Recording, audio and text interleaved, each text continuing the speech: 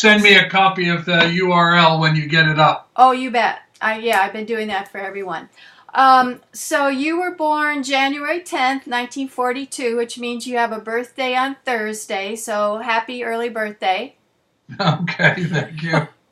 So that means you're a Capricorn. Do you identify with that at all?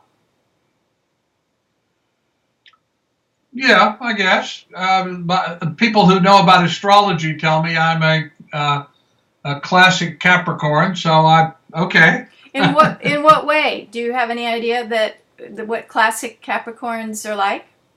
Yes, very hardworking, meticulous, keep going against all obstacles. That's what all the astrologer people tell me. And all of that is true. Yep. My son is a Capricorn, and he's like that too. You were born in Virginia. You live in Washington. You've lived in Los Angeles. Do you think there's regional differences that have impacted how you developed as a young person? Well, I was born actually in Cincinnati, and as I grew up, we lived in Cincinnati. My father was a anesthesiologist, professor of medicine, and we lived in Cincinnati in the winter and Virginia in the summer until I was 16, when my family moved full-time to Virginia. So do you think of yourself as a Southerner or a... I think of myself as a Virginian. Uh-huh. I grew up in a property that my mother's family had received as a land grant from Queen Elizabeth. Wow. Built in 1653. Oh my goodness. That's incredible. You have roots there, we can say. Yes. Do you know your Myers-Briggs or your Enneagram types? Oh, yeah. Yeah, I mean, I'd have to look it up, but yes, I do. I'm guessing INTJ? Well, wait a minute. I'll tell you in a second if that's important to you. Hold on a minute. Okay. Let's see. That'll be in this.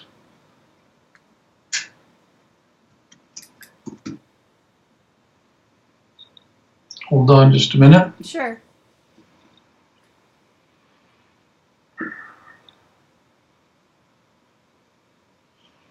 Okay.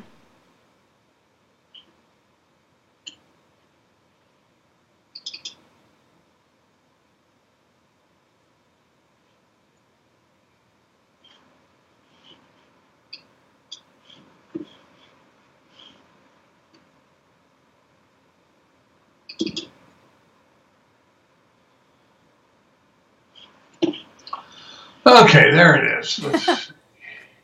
I just have to search it out. I don't pay much attention anymore. Let's see.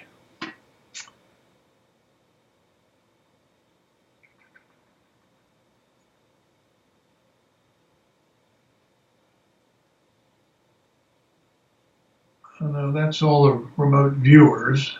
Did I not list myself? Wait a minute. Let me try it another way. Hold on. Did the remote viewers have a pattern? Oh, yeah. I spent $500,000 testing people to see whether there was a particular profile that was good at doing non-local tasks. And what did you find? That's very interesting. There isn't. There is. The main takeaway was extroverts and introverts approach it from a different angle, but that's not the defining importance of for being able to do non-local task performance.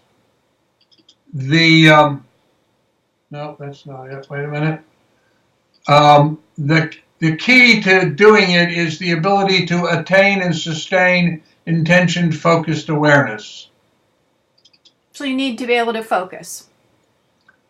And that's you need to be able to develop a certain kind of focus. But J's might be more able to focus than P's. No, that's not what shows. I looked at men versus women, educational level, race. I did Myers-Briggs. I did WAS with the Saunders correction. I did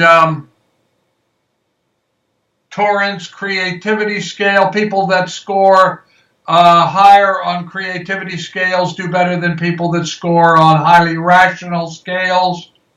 But the main definer that really stood out was that meditators do better than non-meditators, for instance, because they develop the ability to attain and sustain intention-focused awareness. Right, and that doesn't have anything to do with personality. It just has to do with practice, right? It's a learned skill.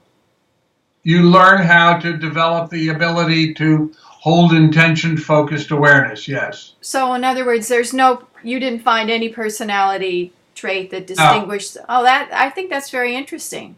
And it seems like mediums are mostly women, but the famous remote viewers, a lot of them were men, maybe partly because of the military feed-in. No, that's one of those. There's an enormous amount of nonsense about what actually remote viewing is and what it's about, and there are people who propagate that nonsense. First of all,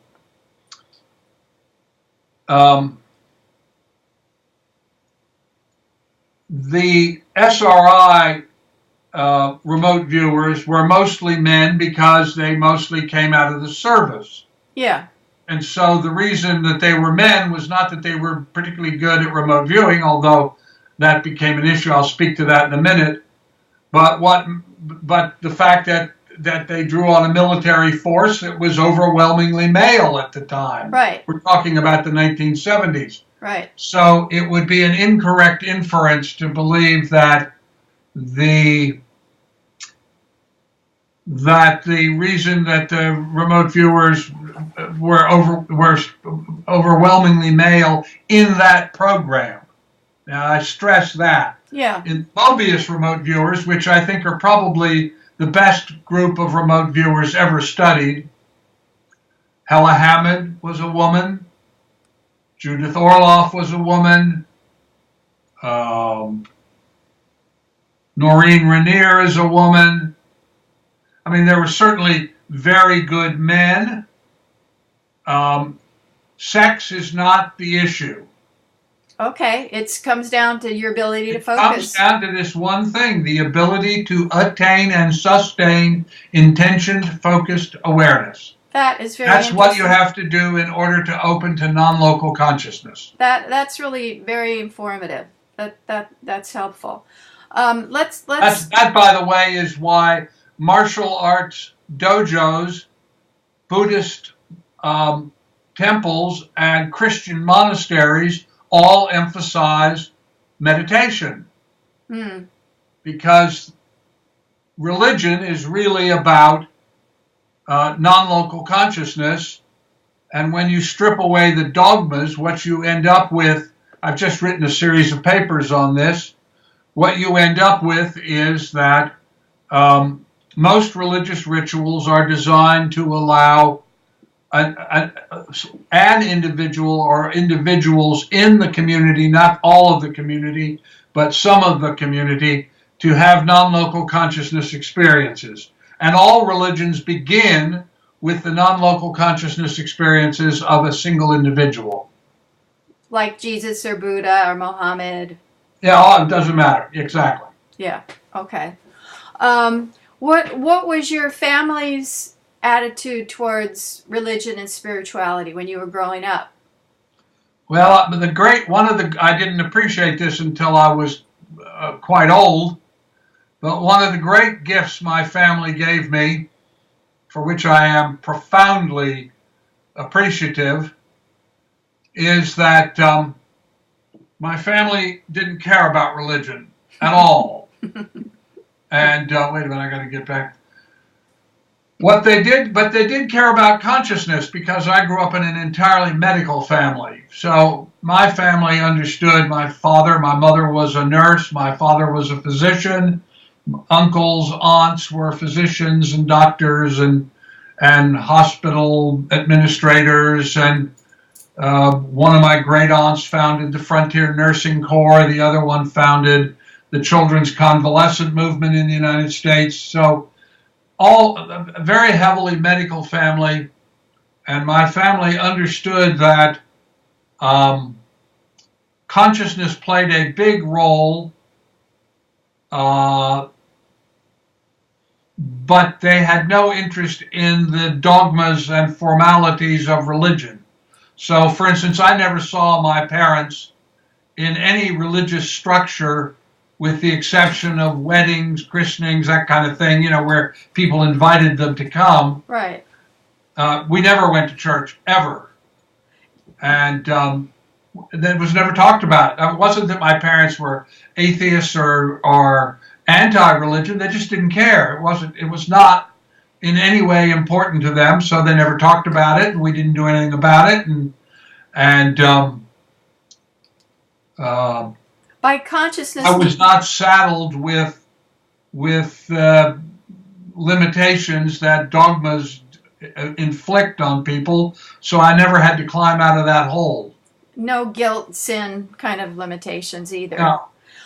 By conscious, you said they were aware of consciousness. Do you mean like in the placebo effect? They were aware of the mind? Yes, that's part of it.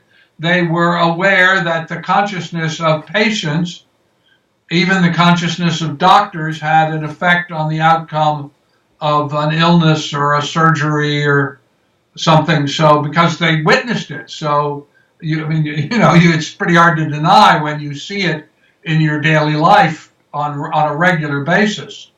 So they understood. I mean, for instance, my father, I did give you an example. My father began a practice which is now not universal, but widespread. This is back in the late 40s, early 50s, of always going to see, he was an anesthesiologist, but he always went and saw his patients the day before the surgery to explain to them exactly what they were going to go through and to assure them that he had done it before and that they could have confidence. And it turns out, made a huge difference to people. Sure. I mean, at the time, it was considered very bizarre for an anesthesiologist to go around and see patients before he did anesthesia. Right. But he felt very strongly that it was important that people know who he was and that they had met him before they met him in the operating suite, and that his confidence would help their confidence, and his humanity would help their sense of care and humanity. Yeah, and studies show that now it's quite commonplace, but yeah. Trust me, at the time it was considered very strange. Oh, good for him. So that's one of the things that you inherited from your family then, is the ability to have the courage to do what other people think are very strange research. Yes. Well, and also my family had a deep reverence, a deep appreciation of the processes of science. So what I came away with out of my childhood was a deep appreciation for the rigor and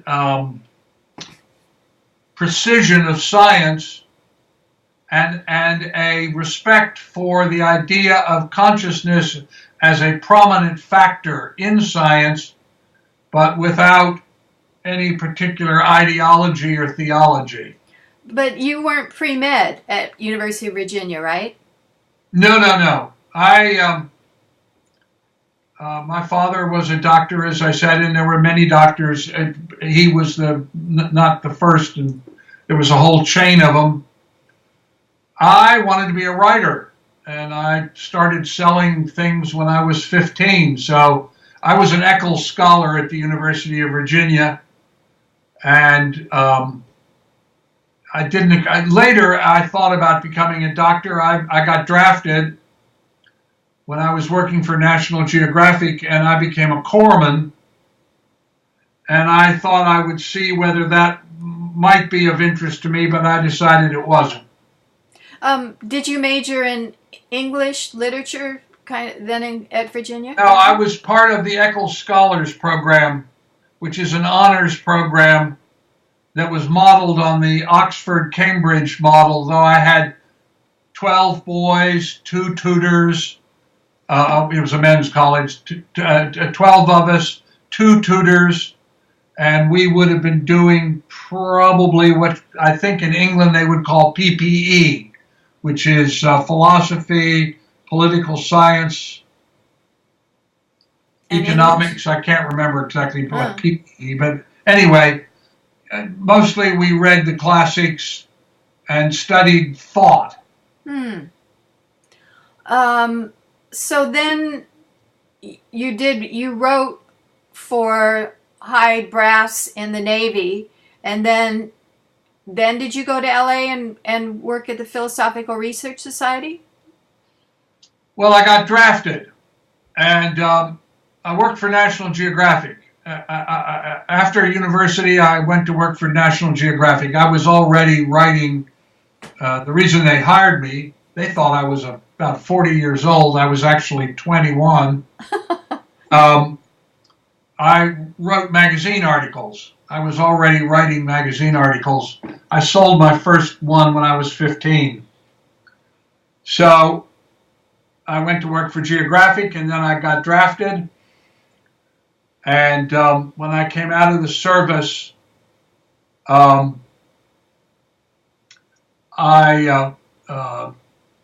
father was sick and eventually died, and he and I grew up on a farm, this land grant property, and we had a cattle operation, so my mother didn't know anything about it, so I stayed with her and got a job at Daily Press in the morning and the Times Herald in the evening as an investigative reporter and feature writer. And I did that until I wrote a movie for Colonial Williamsburg.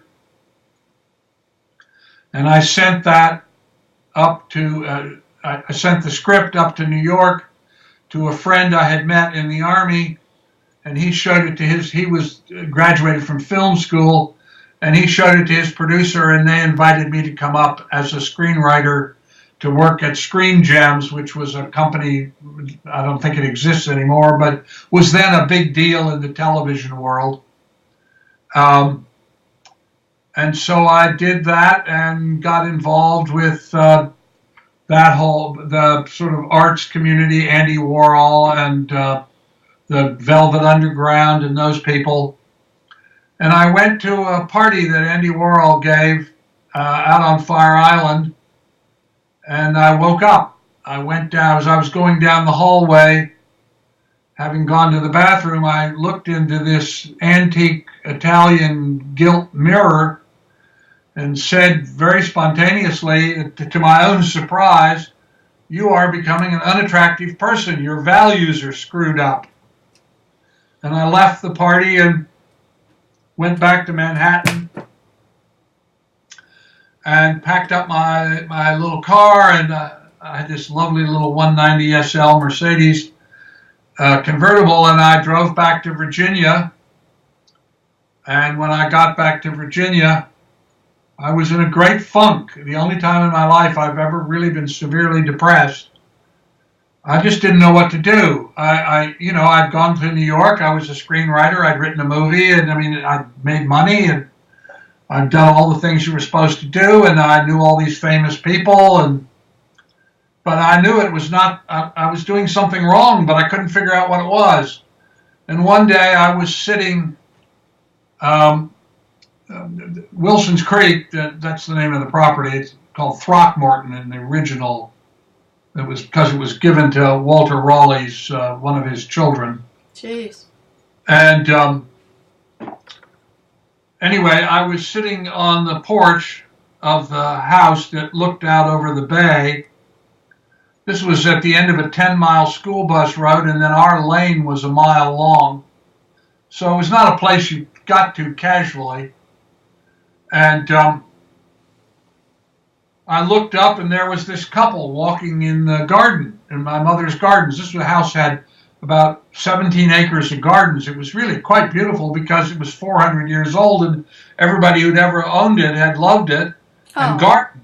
That's and wonderful. My mother was a master gardener, so Uh-huh. it had beautiful grounds, and so they were walking in the garden, and the man was dressed in a double-breasted gray serge suit, and the woman was in a very smart linen dress, and they looked like people you'd see on Park Avenue in Manhattan, not people you would see down a mile-long lane in rural Tidewater, Virginia.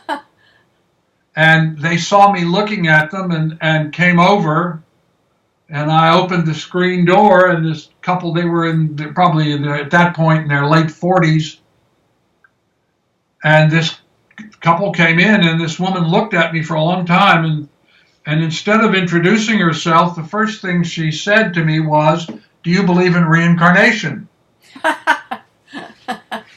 And I never thought about it. And I said that. I said, "Well, I've never thought about it."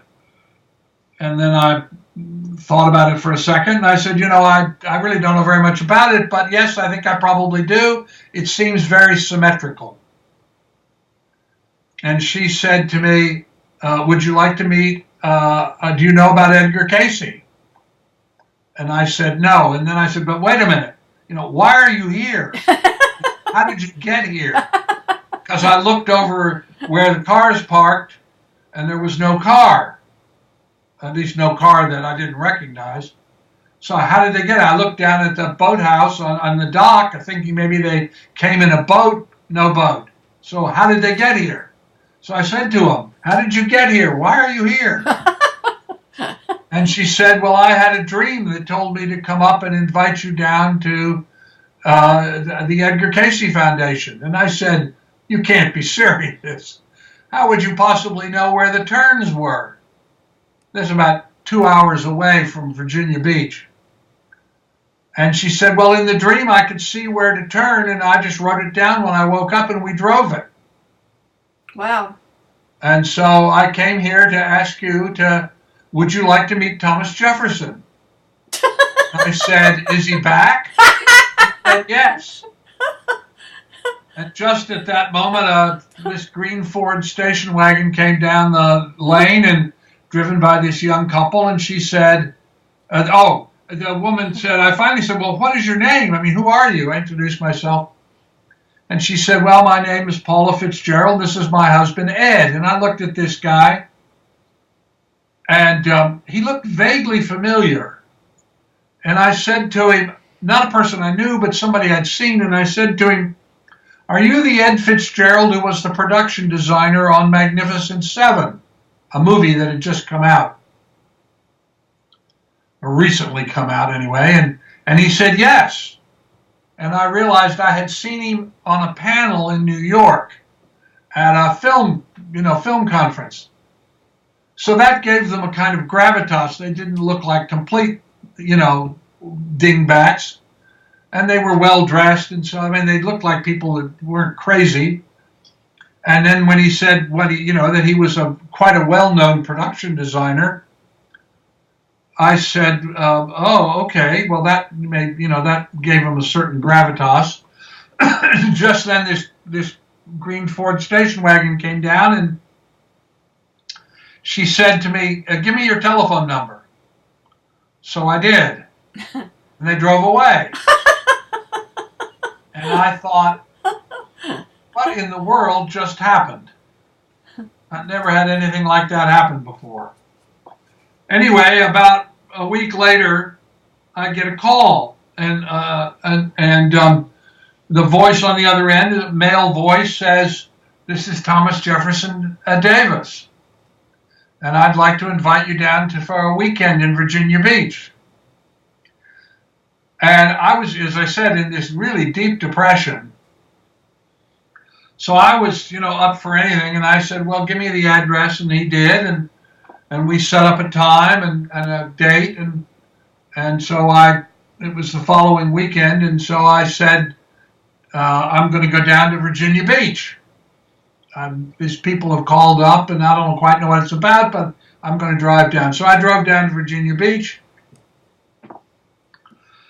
and when I got to the address that I had been given, it was an address for what turned out to be a leather shop. This is the 60s. This is 1960. Let's see, I'm out of the service. It's like 64, maybe 65, 64. Anyway, so it's, it's the 60s. And there was this kid up on a ladder who was putting up a sign for the shop. And I said to him, I'm looking for T.J. Davis. And I gave him my name. And he said, oh, yes. We expected you. But T.J.'s not here. But Joan is, and around the corner came this very attractive young woman, about my age. I'm 23 years old. And this very attractive young woman, with beautiful lavender eyes, and she said, I'm supposed to take you up to the ARE. I said, what's the ARE? And she explained to me her understanding of the Edgar Cayce Foundation, and so we got in my little car and we drove up to the ARE, and we got there and we went into the old, what had been the hospital, when Cayce had the hospital there, and I walked into the library and there was these walls of these green loose leaf notebooks, like school notebooks, and she said, these are the readings, and I didn't know what a reading was, and so I asked her, and she told me what she understood about that. And at random, I just picked one. I mean, there's just a whole wall full of them, and I just picked one at random, opened it up, and it was a reading given in 1936 for a woman. And in the reading, Edgar Cayce said that this woman had been in a previous incarnation, had been a woman and a member of the Essene community at Khirbet Qumran, and a teacher of astrology. And my hair stood on end. I'm just telling you the story. The hair on my arms is standing up. It was weird because the last thing that I had done when I got drafted, the last piece of work that I had done for the Geographic was to do the research for an article on the Dead Sea Scrolls. Oh. And I knew that in 1936, nobody knew the Dead Sea Scrolls existed. The general thinking among scholars about the Essenes was that they were a schismatic order of Jewish men. No mention of women. Josephus was the principal source, and nobody knew that Khirbet Qumran existed. It was thought to have been a minor outpost of the Emperor Vespasian's troops that was built during the Jewish uprising. And so this is 11 years before the Dead Sea Scrolls were discovered, and yet we know from the work that was subsequently done, they were discovered in 47 by accident by a young Bedouin tribes boy who was a shepherd. Oh, in a cave. Who chucked a rock into a cave and heard it go clunk, and went into the cave and found these amphora that had these urns that had these, what we later learned was the scrolls. Anyway, of course, everything that Cayce said was correct. There were excavations at the site proved it was an Essene community. There were female skeletons in the cemetery. And, of course, the scrolls themselves are obsessed with astrology. And so my question was, how did this 8th grade educated Kentucky hillbilly, basically, possibly know 11 years before science discovered it, that there was an Essene community at Khirbet Qumran, that women were part of the community, and that they were obsessed with astrology? I mean, where was that information? How did you get it? And in that moment, I woke up. That changed my whole course of my whole life. You said, you wrote somewhere, when I was 24, I had some experiences that led me to question the nature of consciousness. Is that what you referred? Yeah. That would do it. Yeah, that would do it. So I decided, I said to this young woman, let me take you to dinner. I've got a lot of questions. And so I took her to dinner, And I ended up calling back to my family and saying, this is going to take a little more than a weekend. It actually took 5 years. And I moved into the ARE, what had been the hospital, and I was living in a room, and there were a number of people, elderly people, who knew Cayce, had known him. And I met Hugh Lynn Cayce, his eldest son, and Gladys Davis Turner, his lifelong secretary and archivist. And I decided that I was going to read all of the readings. There were about 15,000 of them. And so I decided I would start at the very first one and read all the way through, and which I did. Did you take notes or organize them? And what did you do with your reading? Well, I mean, at one level, I just simply transformed myself, because it gave me a very different idea of what consciousness was and what the role of consciousness in reality was. And ultimately, it gave me a number of insights that I put into my own experimental work. And I learned from Gladys about the importance of very meticulous archival work. And all of that stood me in very good stead, because I incorporated it into my own research. And I read all the readings, all the Cayce readings. And then I began reading people, Blavatsky, Gurdjieff, Uspensky, Rudolf Steiner. I just read all of that stuff. They had a very big library there, and also there were several universities nearby that I could get stuff. And then after I'd been at it 2 or 3 years, I started reading. I decided I needed to read the formal research literature on consciousness research, and so I started reading all of the parapsychological journals from the beginning of the 20th century up to the present time, 1965, 66. And then in 1968, I started doing experiments. With remote viewing. Yeah, I called it distant viewing in those days.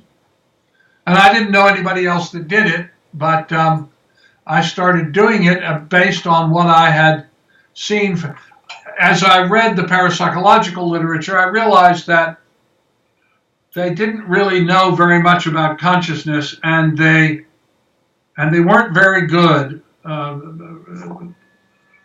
Rhine. Oh my God! I got a call from Russia. You want to take it? Yeah. Hello? Hello, this is Jennifer, and I'm a medical alert system. A scam from Russia. She didn't have a Russian accent. No, of course not. No, unfortunately, I'm sure you get lots of these calls. I certainly do. Anyway, yeah, that and 65 requests for money a day. Oh, yeah. I get those for sure. Anyway, what I got out of this was that psychical research, as they then called it, was not very well designed, because the principal effect that they measured was what they called the decline effect. That is, that the way they ran their experiments, the longer they ran them, the worse people got. Because they got bored, like with the Rhine cards. Yes, exactly. That Rhine, although he was a pioneer, he wasn't really a very good researcher. He didn't really understand very much about consciousness, and the tasks that he asked people to do were incredibly boring, and so they weren't very good at them after a while. Initially they were excited, but guessing cards or throws of dice or Zener cards is boring. Yeah. And non-local consciousness does not like boring. Right. So I began to think about, what kind of experiment could you do that wouldn't produce a decline effect? And by looking at the Cayce readings, which I began to realize, I'm thinking of them as distant viewing, because many of the people that he gave the readings for were, on across the country, in another country. And it was clear to me that all his senses report. That is, he could tell you what things smelled like, or colors that were present, or sounds. So I realized it was a matter of sense impressions, and that if I could design an experiment which wasn't boring, then I could explore this, because I wanted to know how it worked. Yeah. Most people who get into this kind of research start from the premise, is this real? But by the time I'd spent 5 years reading all of the Cayce readings, all of Steiner, all of Blavatsky, all of Gurdjieff, all of Uspensky, all of Rudolf Steiner, and all of the parapsychological literature, I didn't have any question about the reality of it. I was quite sure it existed. My question was, how did it work? Yeah. And second, what could you do with it that was practically useful? And so I began developing a protocol which eventually emerged into the Mobius Consensus Protocol, and that's what I used to find all of the archaeological sites, Cleopatra's Palace, Mark Antony's Palace, the Lighthouse of Pharos, one of the 7 wonders of the ancient world, remnants of Christopher Columbus's caravel, the brig Leander, the talking idol of Ixchel and Cozumel, and on and on and on. All those projects, they were all basically projects to see, first of all, how did non-local consciousness work, and could you do anything of practical utility with it? And the answer, of course, the question was you could, because I found all those things. And I ran parallel explorations using standard electronic remote sensing, and discovered you could not find those same things using standard electronic survey techniques. And I had the best people in the world do that, and they couldn't find them, but the remote viewers could. And so that was very important to me. And because of how this all went along, it taught me how non-local consciousness works. And then somewhere in the late 60s, I came across an interview that Max Planck had given to the Observer newspaper in England in 1931, in which they said to him, you and Einstein are the 2 most famous scientists in the world. What have you learned? And to their astonishment, he did not give them the answer that they thought at all. He said, what I've learned is that consciousness is causal and fundamental. You cannot get behind consciousness. Consciousness is the source of all. Space-time arises from consciousness, not consciousness from space-time. And then I came across a speech that he had given to a group of physicists in 1944, in which they basically asking the same question. And he said, well, I've spent my entire life studying atoms and molecules, and I'm here to tell you they don't exist. They're just potentiality? They are manifestations of consciousness. And that what we're dealing with is consciousness. So then that led me to Einstein, who said something quite similar. He wrote, I began to read all these books. I ran across Sinclair Lewis's book about his wife, Thoughts Through Space, for which Einstein wrote the introduction. And Einstein describes what we call reality as an optical delusion. So do the Hindus call it Maya. Well, yeah, of course. I mean, you discover it all through Eastern religions. But it turned out that most of the founders of modern physics, the German school particularly, Planck, Pauli, Heisenberg, Schrödinger, Einstein, all these big names, we adopted their equations, but not their conclusions. Interesting. Because all of these people had concluded that consciousness was the fundamental. And so that I felt like I was on pretty safe ground. and I began developing protocols to test this idea of non-local perception and to think about consciousness as what it really means when you say consciousness is causal and fundamental, because out of that you come away understanding that all consciousness is interconnected and interdependent, and that we live in a matrix of consciousness, that all living beings, and in fact everything, not just things we call living, but everything, is a manifestation of consciousness, but that living beings have a quality of consciousness that is different. They are causal and not simply manifestations. And so, but that we live in this matrix of consciousness, and that the whole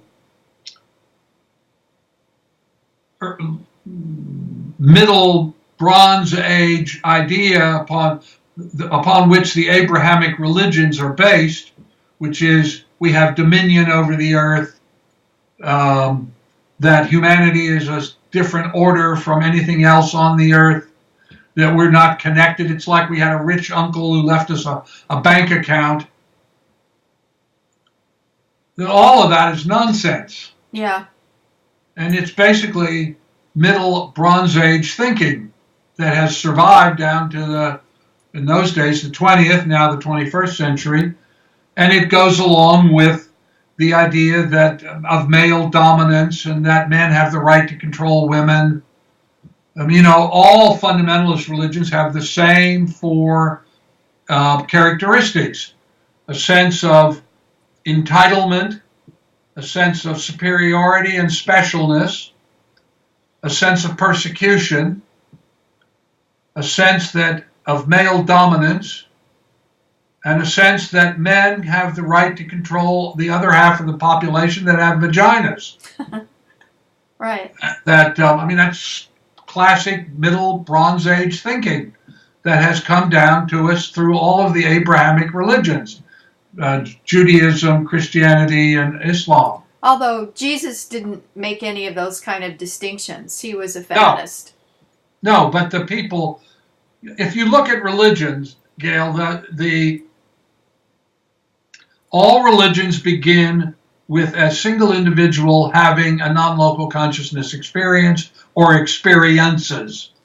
Jesus goes into the desert, Muhammad goes into the cave, Buddha sits under his tree. Yeah, all of that. He has a non-local consciousness experience. Yeah, he has to be, or she has to be, this person that has this experience has to be charismatic enough that people listen to what they say. And the collective consciousness of the community has to be attuned to what they're saying, because otherwise they're just cranks. The difference between a prophet and a crank is that prophets speak to a collective awareness. It's like genius. Genius is the experience of a single individual, but what makes it genius is social acceptance. Edison was not the first man to invent a light bulb. He was actually the 37th to get a patent on light bulbs. He was simply the man who did it at the right time, because that makes a big difference. If you are premature, for instance... Did Tesla invent a light bulb? Well, I don't know if Tesla invented a light bulb. He invented the electric motor, which he saw as a vision as he was walking across Central Park. I can't remember. I read all his papers, but I can't remember whether he specifically invented a light bulb. But the point is that you have to have this non-local experience and talk about it at a time when the collective is willing to hear it. Otherwise, you're just a crank. What I was going to say was Darwin's grandfather wrote a poem called Zoonomia, in which he laid out a great deal of the information or the ideas of evolution, but nobody paid any attention. when Leonardo was excavating the San Marcos Canal in 1492, he came across fossils and he actually figured out what they were. Oh. But nobody could hear it. Oh, yeah. Everybody thought that fossils were frozen fairies or that they were the result of seminal gusts from the gods. That's a weird one, but there you are. And the gods ejaculating. Oh, that's fabulous. that's true. That's what they believe. And he understood what they were. Yeah. But nobody could hear what he was saying because he was premature.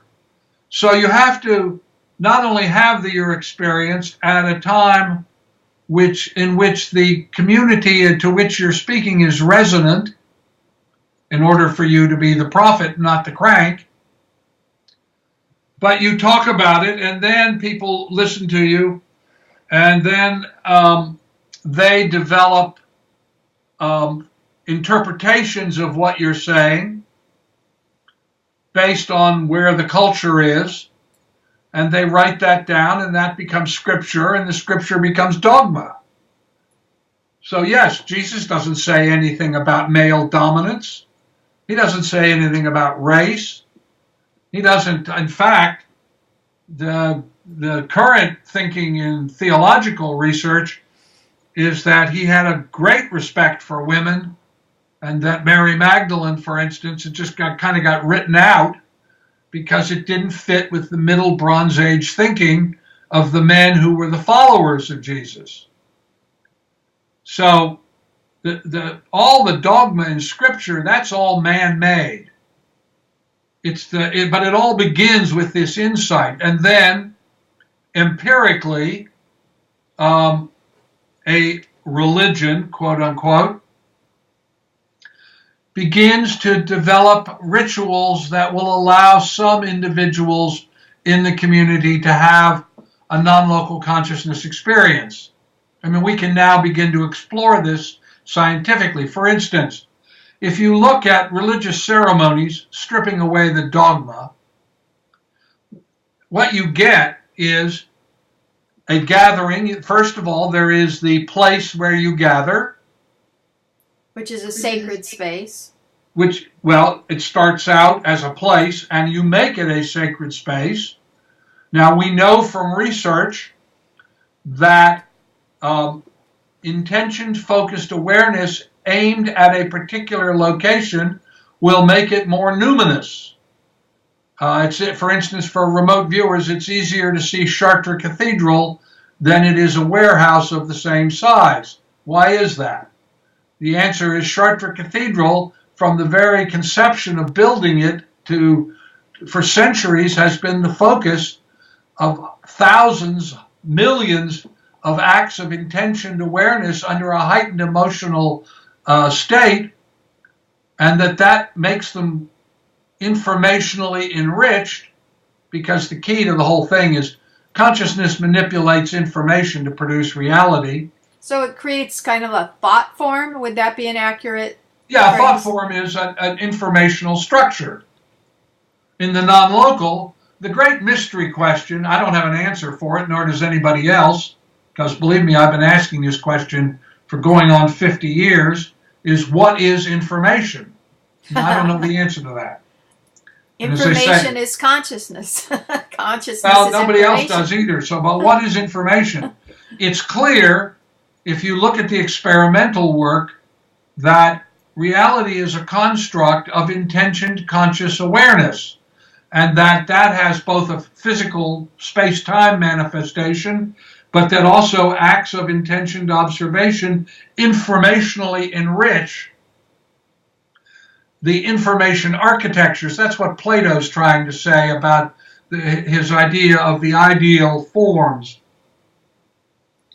What's going on is that acts of intentioned observation add information, and in the non-local, it's like turning on a neon sign. So it's easier to see Chartres Cathedral than it is a warehouse. Plus, if they're like photons are entangled and they're separated, they have non-local effects on each other because they're entangled. We know that. Maybe. I don't know. What do you mean? Well, I don't know. I don't think the evidence is at all conclusive of that. Whether non-local consciousness, oh, no, not whether, how non-local consciousness interacts with quantum processes is speculated upon. There are theories about it, but the experimental evidence to give us an unimpeachable understanding of it is not there. But Maybe it will be there, but it's not there. There are all kinds of books that get written about quantum consciousness and all that, but I mean, I'm an experimentalist, so I just care about what the experimental results are. But we know that if two electrons are paired and become entangled, if we move one far away and change its spin, the other one changes its spin instantaneously in response. That's right. So there's an information that connects the entangled particles. Yes. Exactly how that interacts with non-local consciousness is the part that isn't clear. Right. Yes. Quantum entanglement, we know that exists. Yeah. What we don't know is how consciousness affects quantum entanglement. Dean Radin has been doing Noetics has been doing a double slit experiment, which is trying to explore that idea. And we have some indications, but I just want to be clear, because I hear all kinds of stuff being said, that while there is speculation about this, we do not have clear and unequivocal evidence of how it works.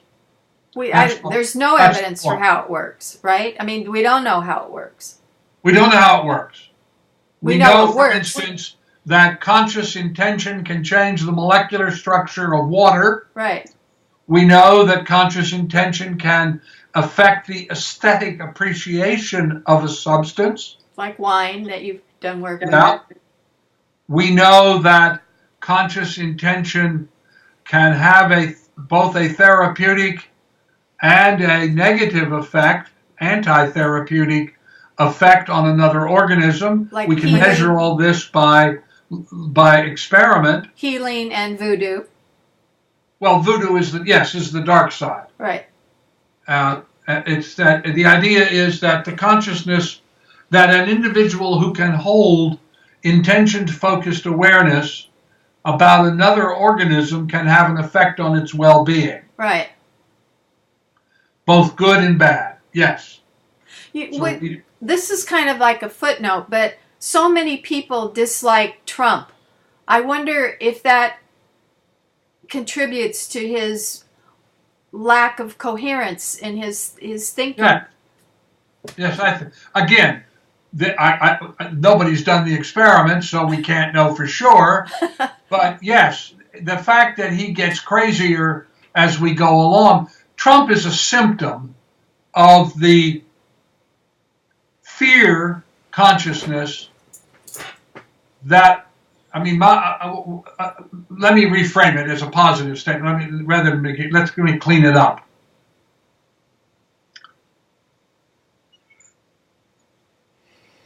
Collective intention and awareness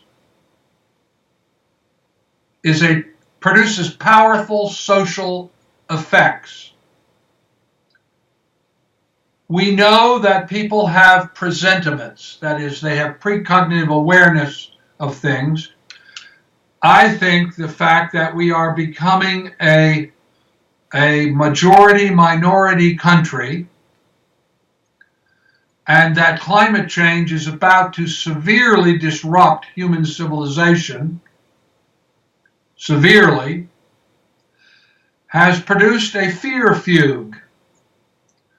About 27% of the population have overactive right amygdalas.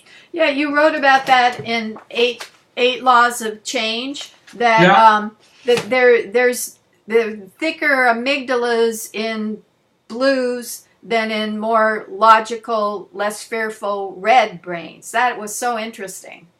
No, there is a high correlation between overactive amygdalas and conservative politics and religion. Right.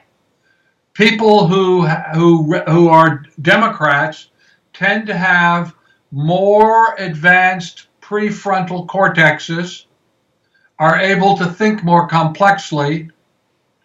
People who vote Republican tend to have overactive right amygdalas and smaller prefrontal cortexes, and to be driven more by fear.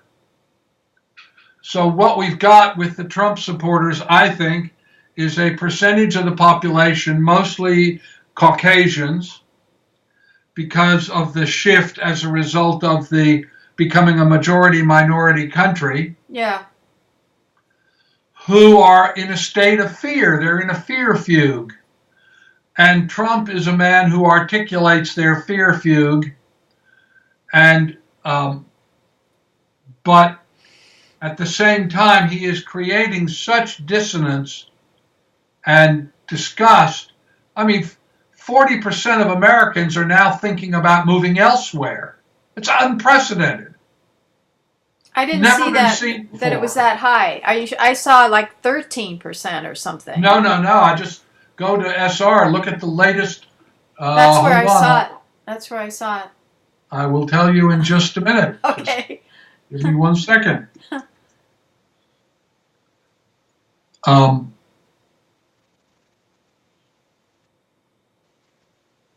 Well, I got to wait for it to do its little thing.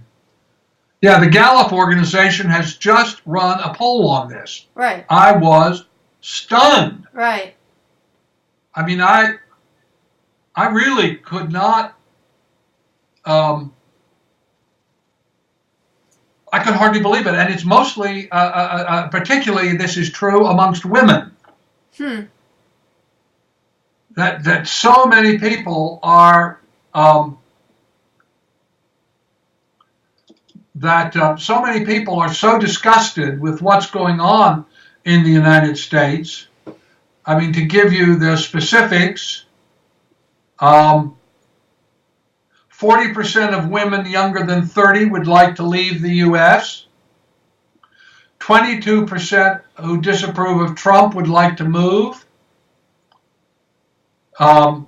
What's the overall of who would like to leave of all the ones polled? Well, that's what I'm trying to find for you right now. I'm looking at, by the way, this is the Gallup organization. Right. Well, it depends. It depends by age. 15 to 29. Wait just a second. No, that's not quite the right one. Just a minute.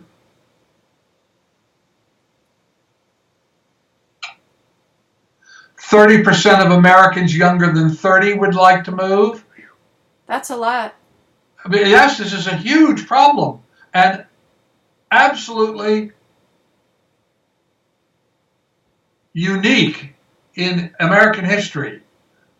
Until a few weeks ago when I began doing research on this and digging this stuff out, and these reports also have just begun to come out, I'd never heard of large masses of Americans who wanted to immigrate. Right.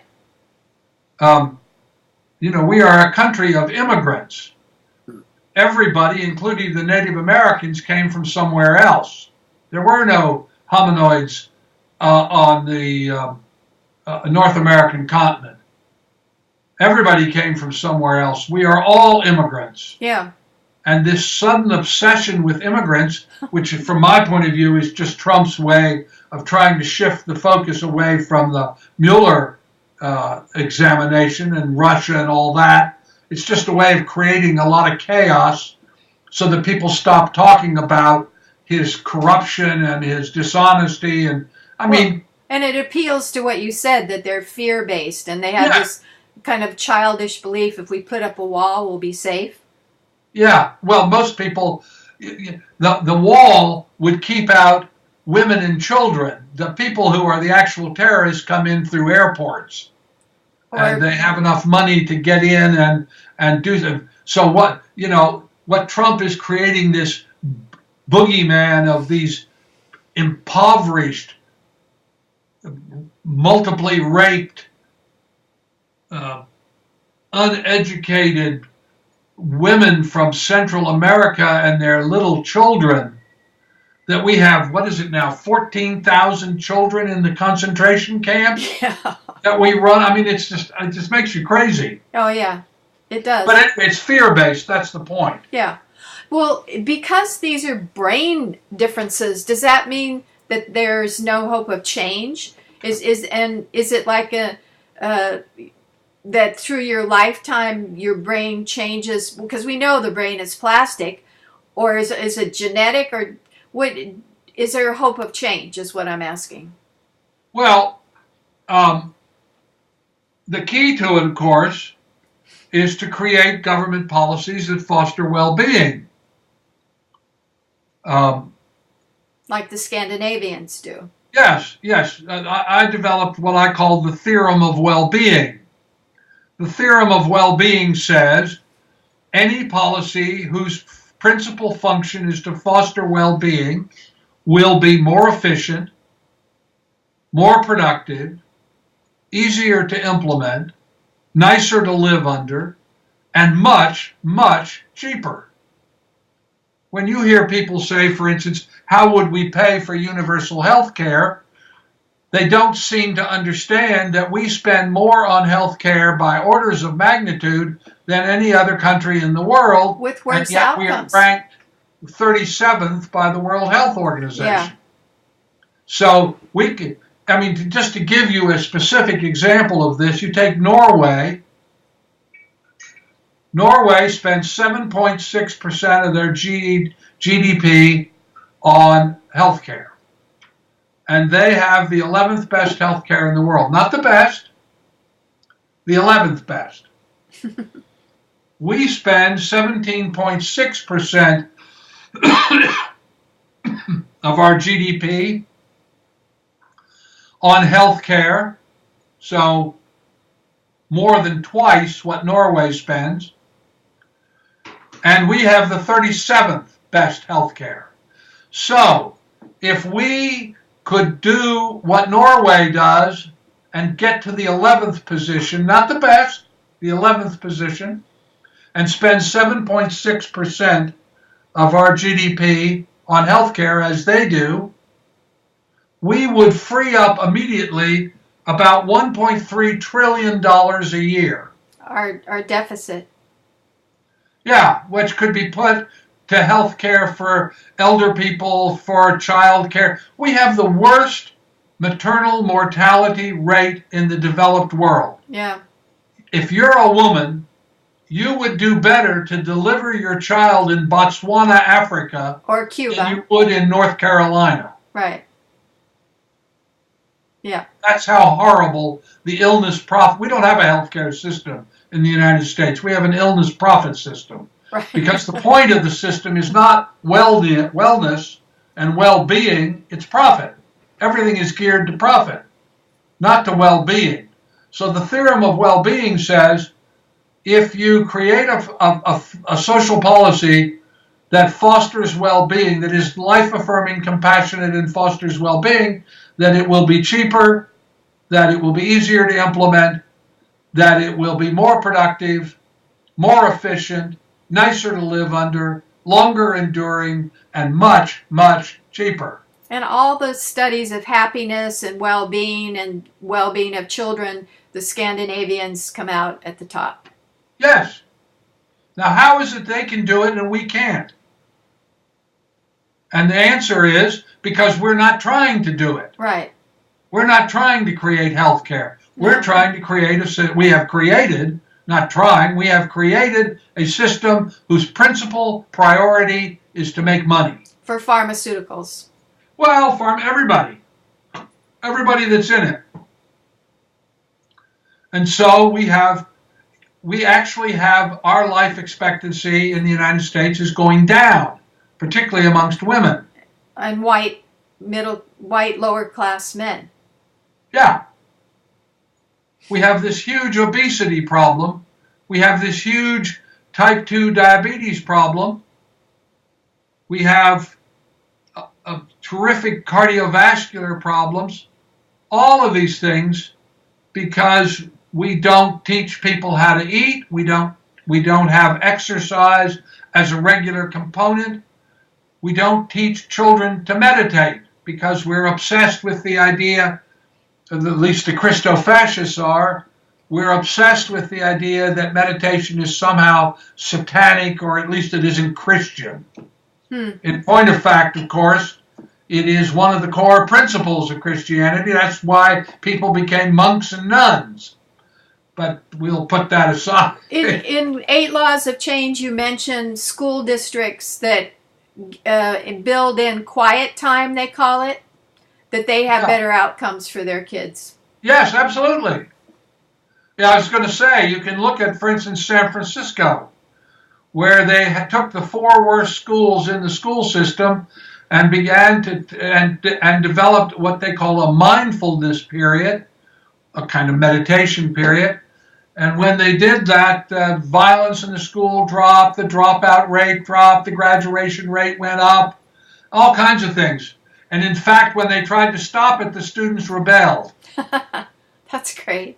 Yeah, I mean, we know what works, we just don't do it. Absolutely. And we know that for climate change as well. Yeah, just absolutely. Just to go back to your time with Edgar Cayce, my kind of metaphor, how I thought about how he worked, is he read the Akashic records. So he was just reading from some kind of universal hard drive of people's experiences. How did you interpret how he got the information? Well, I didn't know at first, but now, if you ask me now, I would say that he was able to open to non-local consciousness in the same way that remote viewers do. In fact, I think of Edgar Cayce as the best documented and one of the most gifted remote viewers in history. But he was reading, right? I mean, he would read in maybe a language of... No, Edgar Cayce, you have to think about Edgar Cayce the man. This is a guy who is born in the post-Civil War era to a white racist father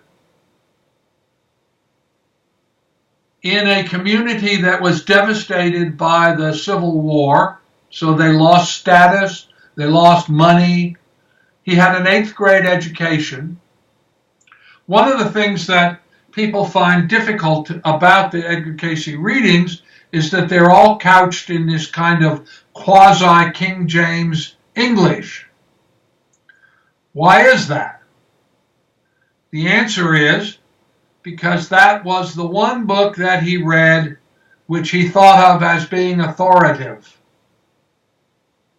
It had great gravitas to him. So when he chose to speak, he spoke. When he was speaking as in his non-local consciousness state, he spoke like a King James version of the Bible. And he was out. He wasn't conscious, right? Why did he go into trances? I mean, I learned when I was down at Virginia Beach that for the last 14 years of his life, he could give the readings without going into trances. He just continued to do it that way. Oh. No talks about that. So why did he go into trances? And the answer is because he said things which in his normal waking state and in his community would have been considered heretical, if not outright satanic. So what did he do? He disassociated. He went to sleep. So it's not me speaking, it's my higher self. Yeah. What religion calls the soul, I would call the eternal self, because we don't know very much about it, so we can't really say too much. But what religion calls the soul is this eternal aspect of the self that exists and episodically manifests other personalities. And what comes across between incarnations of these personalities is information. And you can look at, again, this is all experimental. I'm an experimentalist. So what I think about these things is what you can demonstrate through experimental studies. I'm not into speculation or theorizing or claiming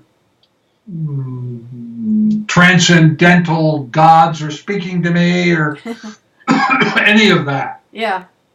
If you look at the reincarnation research done by Ian Stevenson, for instance, he showed that across lives, people brought across, what comes across is information. And it can come across both at the emotional, psychological level, but also at the physical level, in the form of birthmarks or wounds or physical limitations. This was mostly with his research with children who remembered their past lives, yeah? Mostly with children, yes. He wrote a book called Biology and Reincarnation, in which he describes this. And Jim Tucker, who has taken up that work after him, they now know, for instance, that for young people whose lives are terminated by unexpected violence, like being shot or a car accident or something, whose lives are unfinished, that the average time between incarnations is between 15 and 16 months. Not long. Whereas for people who live full and productive lives, it may be generations. Yeah. Once you get that consciousness is causal and fundamental, and you realize that manifesting personalities in space-time is kind of like creating an avatar in a computer game. Mm. So that you're not dealing with the fundamental. The personality is not the fundamental. It is a manifestation of the fundamental. So you can come back as a woman or a man of one race or another, and that people do that because there are certain circumstances and conditions which those kinds of incarnations produce that others don't. Yeah, where you can learn and work through your karma. Yeah, exactly. And what karma is information patterns which just unconsciously occur until you become conscious of them and take control. Do you think you had previous lives where you were a scientist, but where you were doing this kind of work? Yes. Do you have specifics that you know about?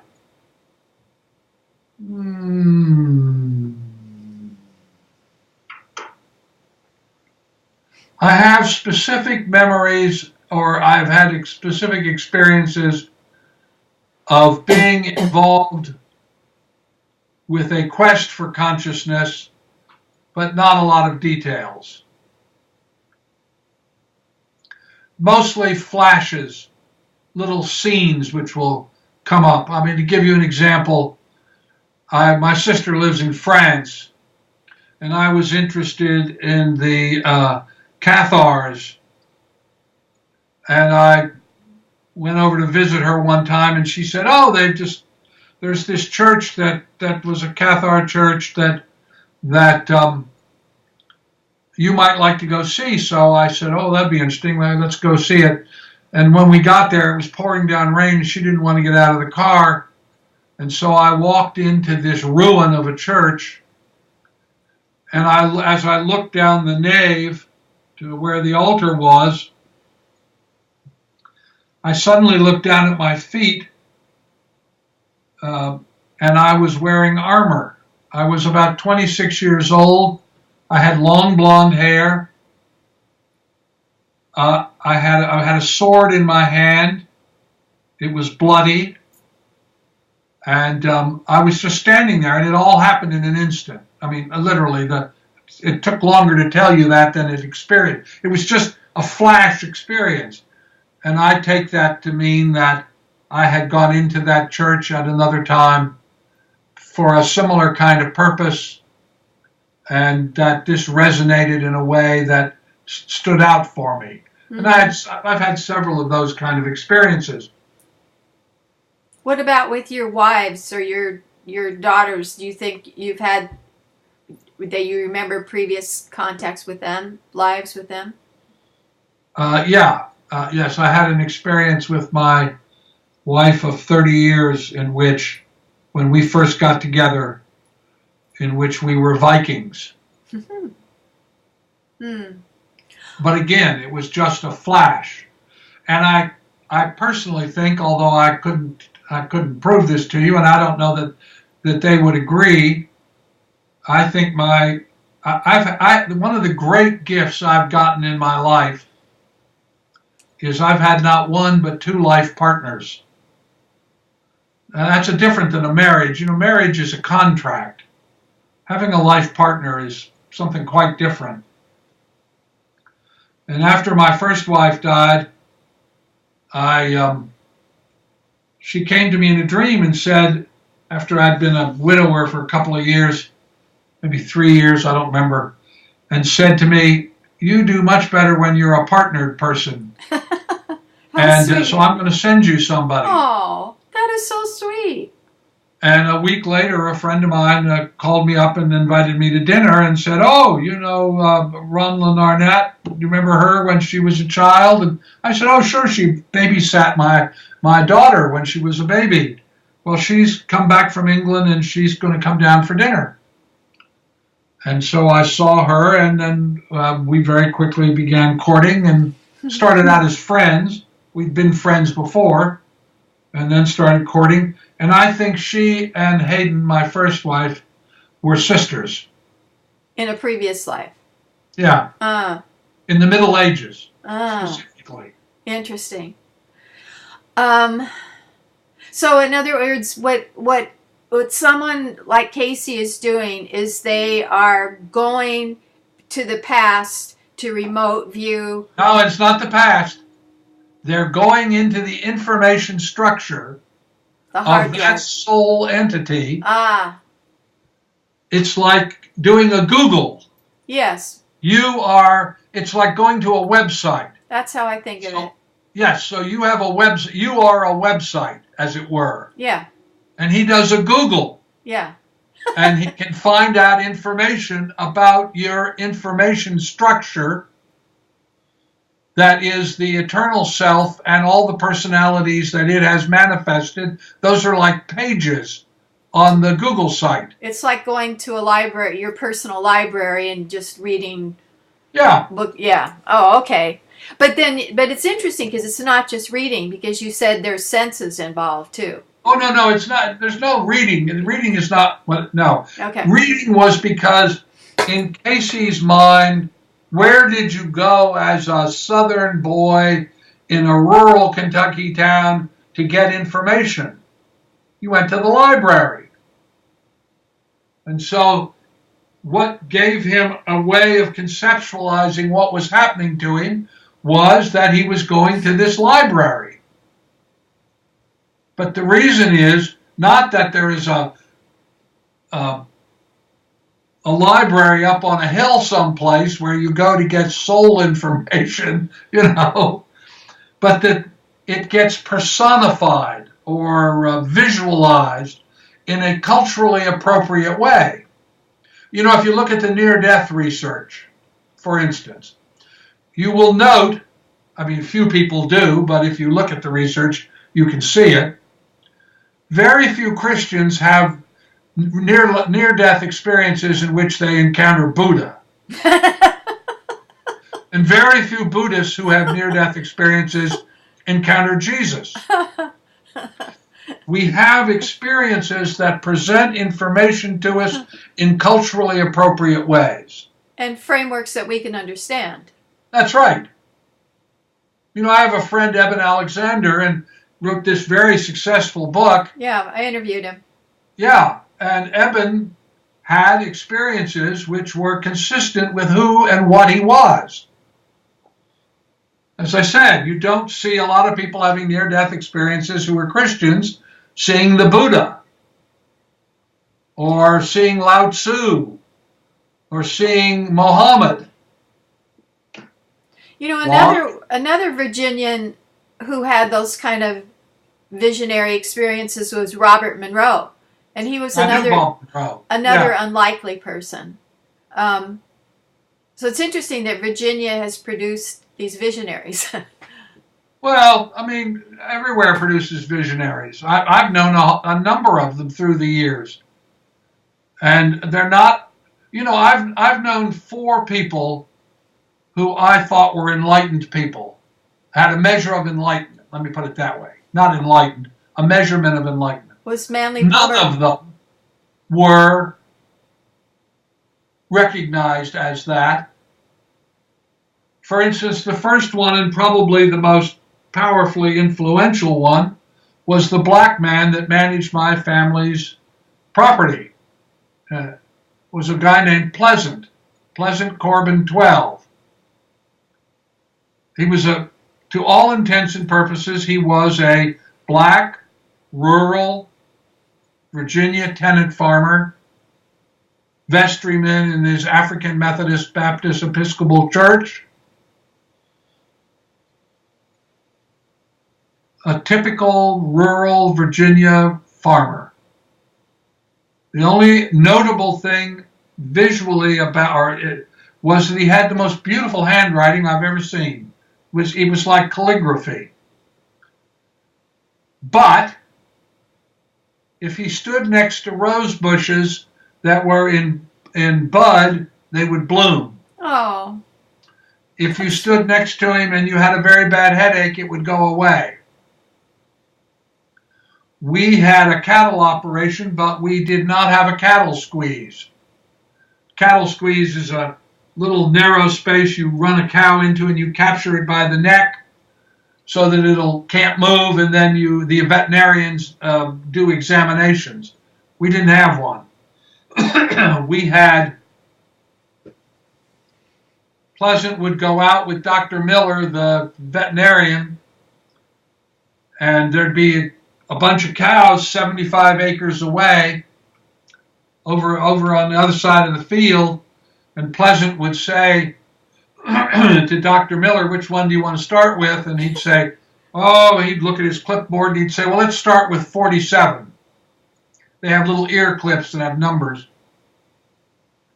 And Pleasant would say, at about the same level of voice that I'm using right now, number 47, would you come on over here?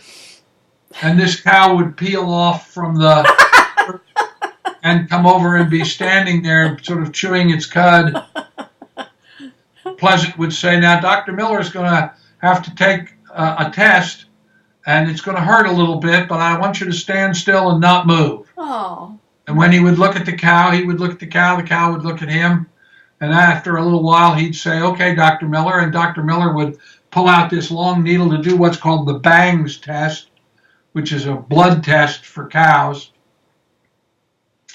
and take this blood sample. And the cows, of course, don't like having needles stuck in them any more than people do. Yeah. But the cow would sit there and sort of flinch a little bit, but stand there. He'd do the blood sample and take it out, and then he'd say to Pleasant, okay, let me have 62. And 47, and Pleasant would say to 47, thank you. You've gone back now, 47. And 62, would you come on over here, please? 47 would go off and 62 would come down. And most importantly, from my perspective, when Pleasant went into the Southern States Co-op, where all the good old boys sit and spit on the stove and play checkers, where farmers go to get supplies and stuff, he would go into the room, and all these good old boys, all white guys, all these good old boys would say, good morning, Pleasant. Now that doesn't sound like much, but in the 1950s in rural Virginia, a bunch of white men acknowledging in a respectful way a black man coming into the room was quite unusual. Oh. Was Manly Palmer Hall one of your 4? No. No. No. He seemed pretty exalted in some ways.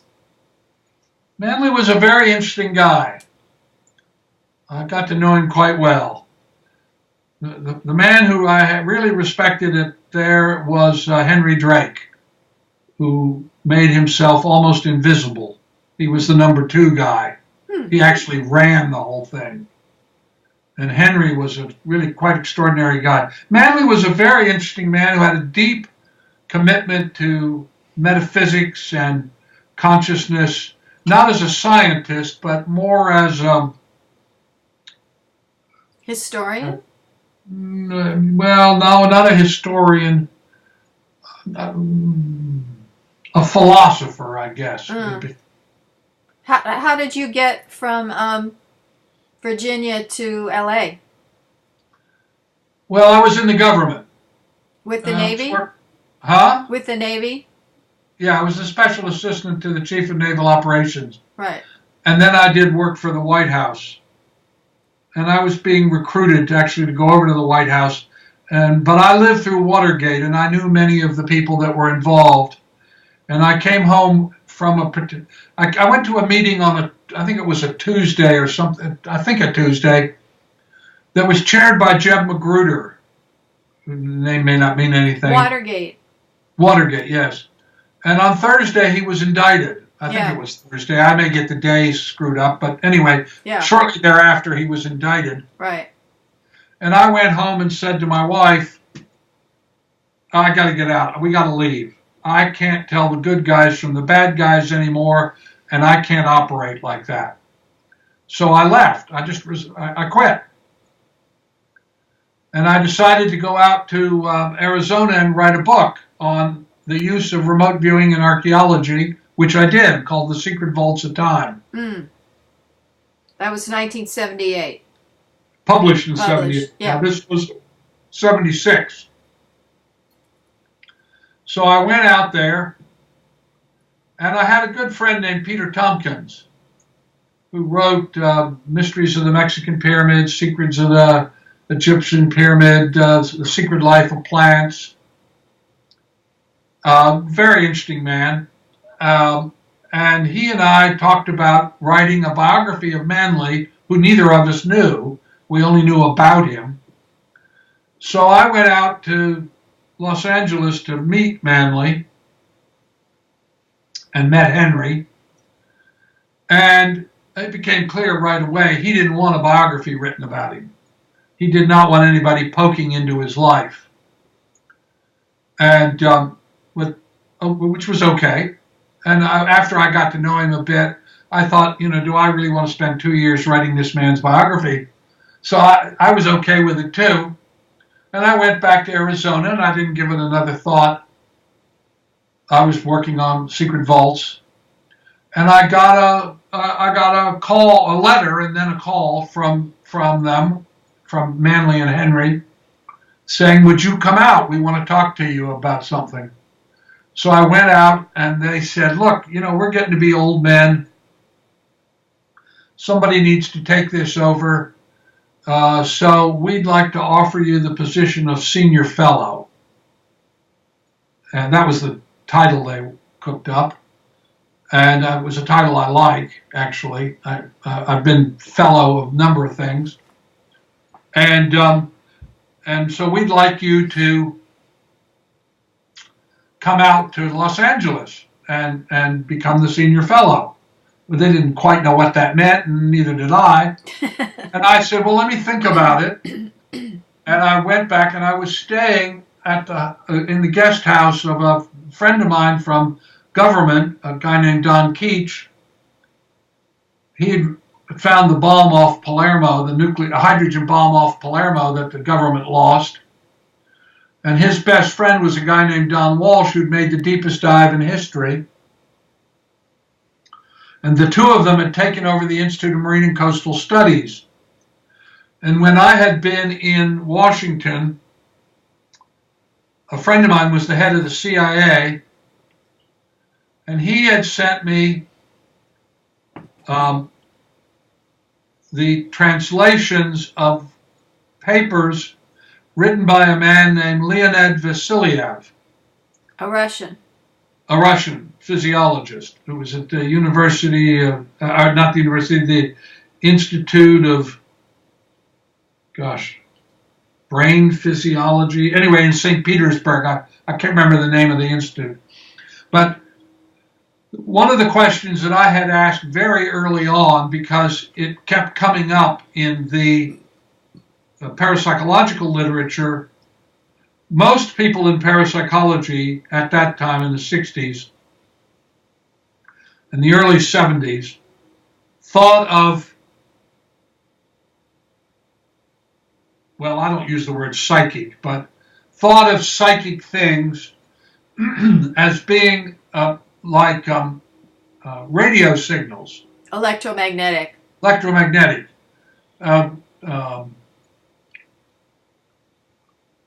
Frederick Myers coined the term telepathy, for instance, in 1878. And he did it because the researchers at that time were just beginning to look at consciousness again.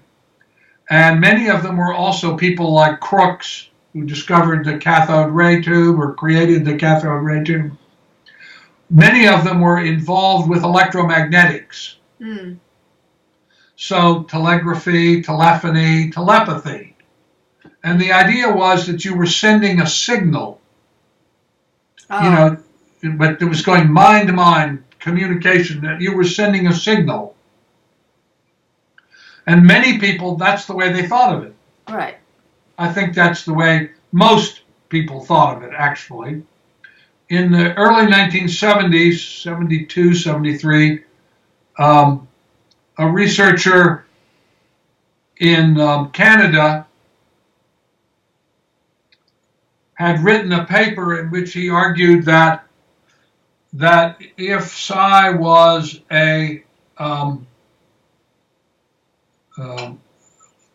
if psi existed, it was an electromagnetic phenomena and used ELF, extreme low frequency radiation, 3 to 300 hertz, and had advanced this theory, and others who didn't get that specific, but they thought of it as a signal problem and as a signal that you were sending something. And I didn't think that was true, because I could not imagine how you could locate a person. And then I did research on how much electromagnetic power the brain could generate, because when I was a Boy Scout, I had been a ham for a little while, and not very long, but long enough to learn that the more power you had, the stronger your signal was. And so the question was, well, if it's this signal that you can send all over the world, where does the power come from? And so I did a lot of research and talked to people who were doing research about how much power the brain had, and it actually has about enough power to light up a little one of those little LED lamps. Nowhere near enough power to send a signal any distance. Yeah. And more than that, how could you deal with near death? Because I met George Ritchie in the 60s, who had one of the first people to write about near-death experiences. He had one. And so if the brain was dead, where was the power coming from, and how could you make the signal work? Right. And so that just didn't make any sense to me. So then I got Vasiliev's work, and Vasiliev had asked the same question, or was actually more correctly, he was asked by the Central Committee of the Politburo to look at whether this kind of human performance was electromagnetic. And he was a very well-funded and very meticulous researcher, so he had eliminated the EM spectrum one by one by putting people into Faraday cages and putting them down into mine shafts and putting the Faraday cages down in mine shafts and making the people do non-local tasks at increasing distances and all that kind of stuff. He was a very good researcher.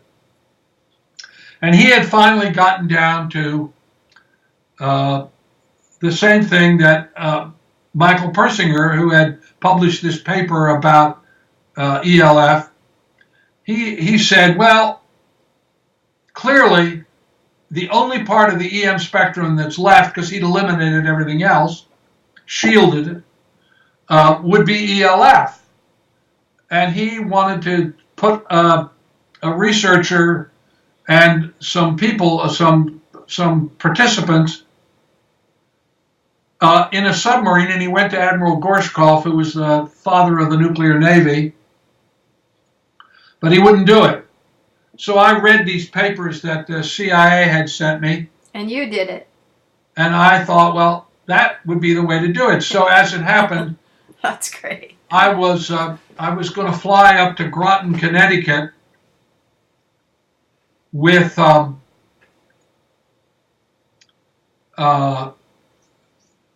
John Warner, who was then Secretary of the Navy, for the launching of a new submarine, nuclear submarine. And on the plane was Hyman Rickover, the father of the nuclear navy. So I asked Admiral Rickover if he would let me go aboard one of the nuclear boomers when they were deeply submerged and get some sailors to do this experiment. That's great. And he thought about it for a while. He said, let me get back to you, think about it. So he called me about a week later and he said, I've been thinking about it. It's an interesting experiment, but I'm not going to do it because William Proxmire, who was then a senator from Wisconsin, is giving out the Golden Fleece Award for the misuse of government money, and he'll get wind of this and he'll make a fuss about it, and the media will pay attention to the boomers, and we don't want that to happen. Mm. We just don't want anybody to be. Very few Americans have any idea that around the clock, 365 days a year, we have nuclear-powered submarines with nuclear warhead missiles that are cruising all around the world ocean. No Americans hardly, unless you're involved with it, even think about that or aware of it. That's the way the Navy likes it. They don't want you to be aware of it. Because then you talk about it and what it costs, blah, blah, blah. They don't want to do that. So he said, I'm really sorry, but I'm not going to do it. So I thought that was the end of it. But then when I was out in Los Angeles staying with Don Keach, because I'd been asked to come out by Manly Hall and Henry Drake, he said to me, well, if you come out here, we've got this submarine that's coming down for the summer, and we'll pay for 3 days for you to do that crazy experiment you want to do. That's great. Everybody knew I wanted to do this experiment. I talked about it. Yeah. And so that became what came to be known as Deep Quest. And you can I filmed it and got Leonard Nimoy to be the host. And you can actually go up to YouTube and do a search on Deep Quest, and you can see it. I did this experiment. The first task was to get remote viewers, to locate a previously unknown wreck on the sea floor. That is, could consciousness penetrate the seawater? And when I had been writing a speech for Elmo Zumwalt, I had been about Law of the Sea. I'd been down looking through stuff at the Naval Archives, and I had run across a picture of a code book that Admiral Lord Nelson had created for the Battle of Abu Qir Bay in Egypt in 1798, when Lord Nelson defeated Admiral Bruet. And Lord Nelson, because of the way the battle was going to shape up, it's a big bay, he knew that because of the smoke from the black powder cannons of his ships of the line, that it would make everything very difficult for him to communicate with the ships. So he created an associated code book. And he had frigates, smaller ships, who would sail down the line of the ships of the line, these bigger 65 gun ships, 65 cannon ships. And he created associations. So if the ships were flying, say, a red flag with a white stripe and a blue flag, that meant tack to the left or something, right? He created an association. And as I was reading that, having done all of this research when I was in Virginia Beach, I knew that you couldn't get, that it was very hard for remote viewers to get analytical information, and that you didn't want to ask them to do analytical cognitive tasks. It was like getting a name, for instance. I mean, you think of a name as very clear, but in fact, to try to get a particular name or what something is called is very difficult. They can describe for you the shape of it, the color of it, how many parts it's got, what it feels like, what it smells like. But when you say to them, well, what is it? Then you're asking them to analyze, and that's not good, because that's done at the local level. Yeah, left brain. So I was reading this stuff from Vasilyev, and so I got the idea about that. And then I was doing this speech for Zumwalt, and I saw this code book with pictures of the flags and then what the commands were. And I thought, oh, I could get cognitive information by associating. So rather than ask you something that required analysis, I could ask you to describe either an apple or a pair of scissors. And I would assign an associated value to the apple and an associated value to the scissors.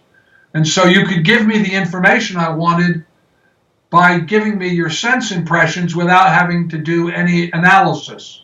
They did that with Targ and analyzing the silvers commodity or something. Well, no, that comes later. Okay. So did they get that from you? Yes.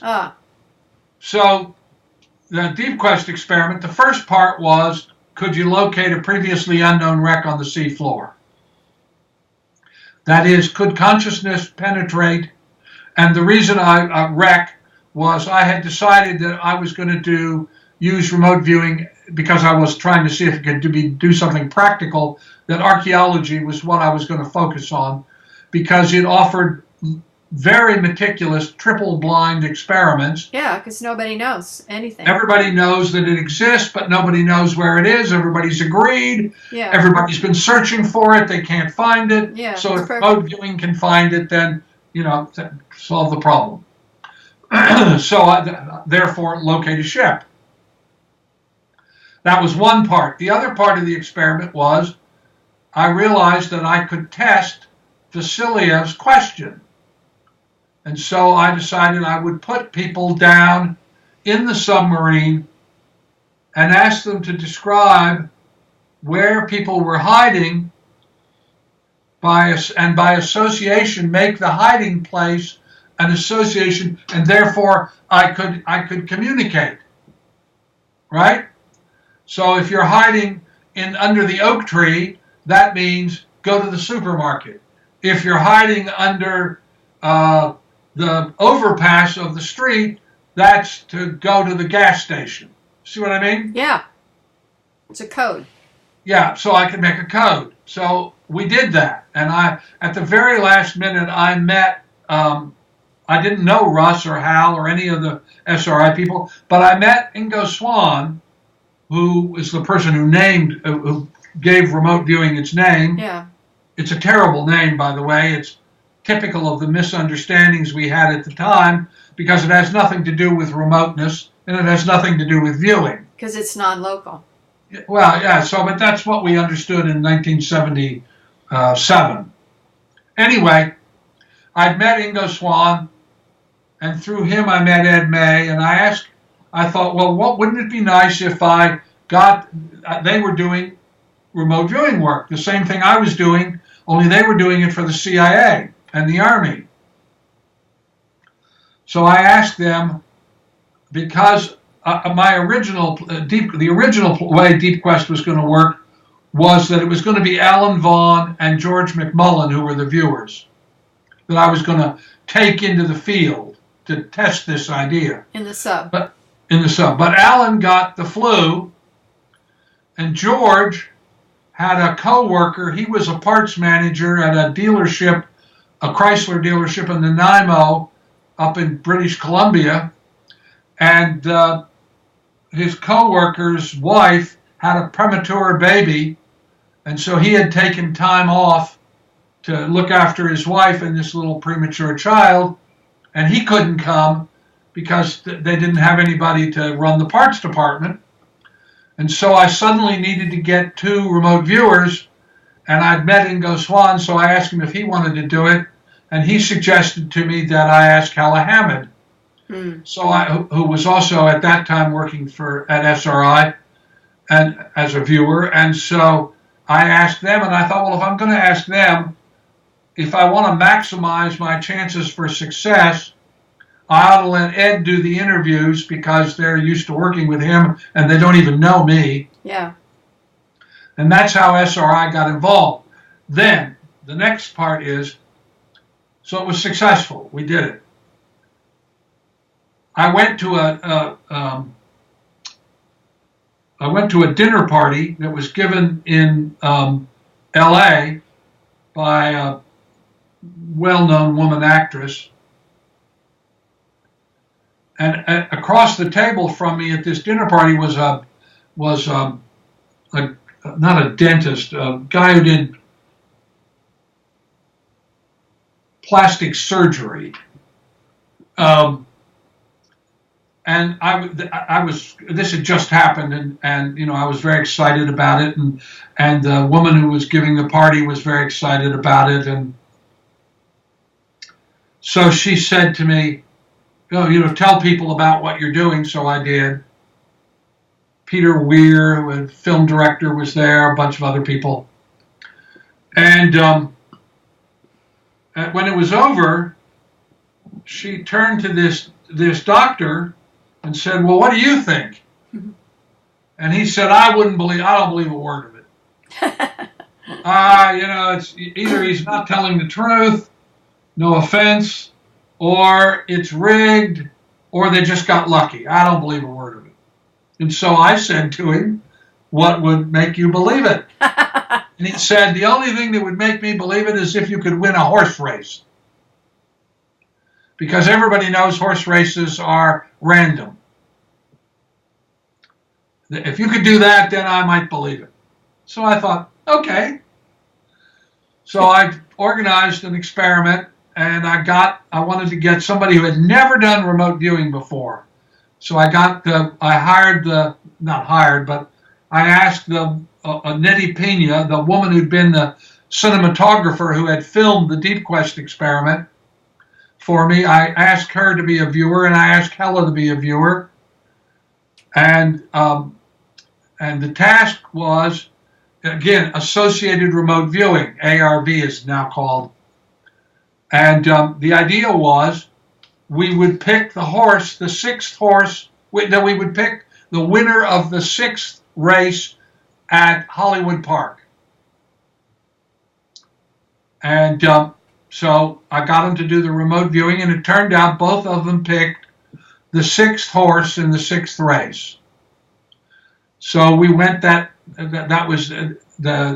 we did the viewing, and then the next day there was the horse race, and then the next day after that, the task was, I'm going to take you to a place 2 days from now. I'd like, at 4:30, I'd like you to describe for me where you are.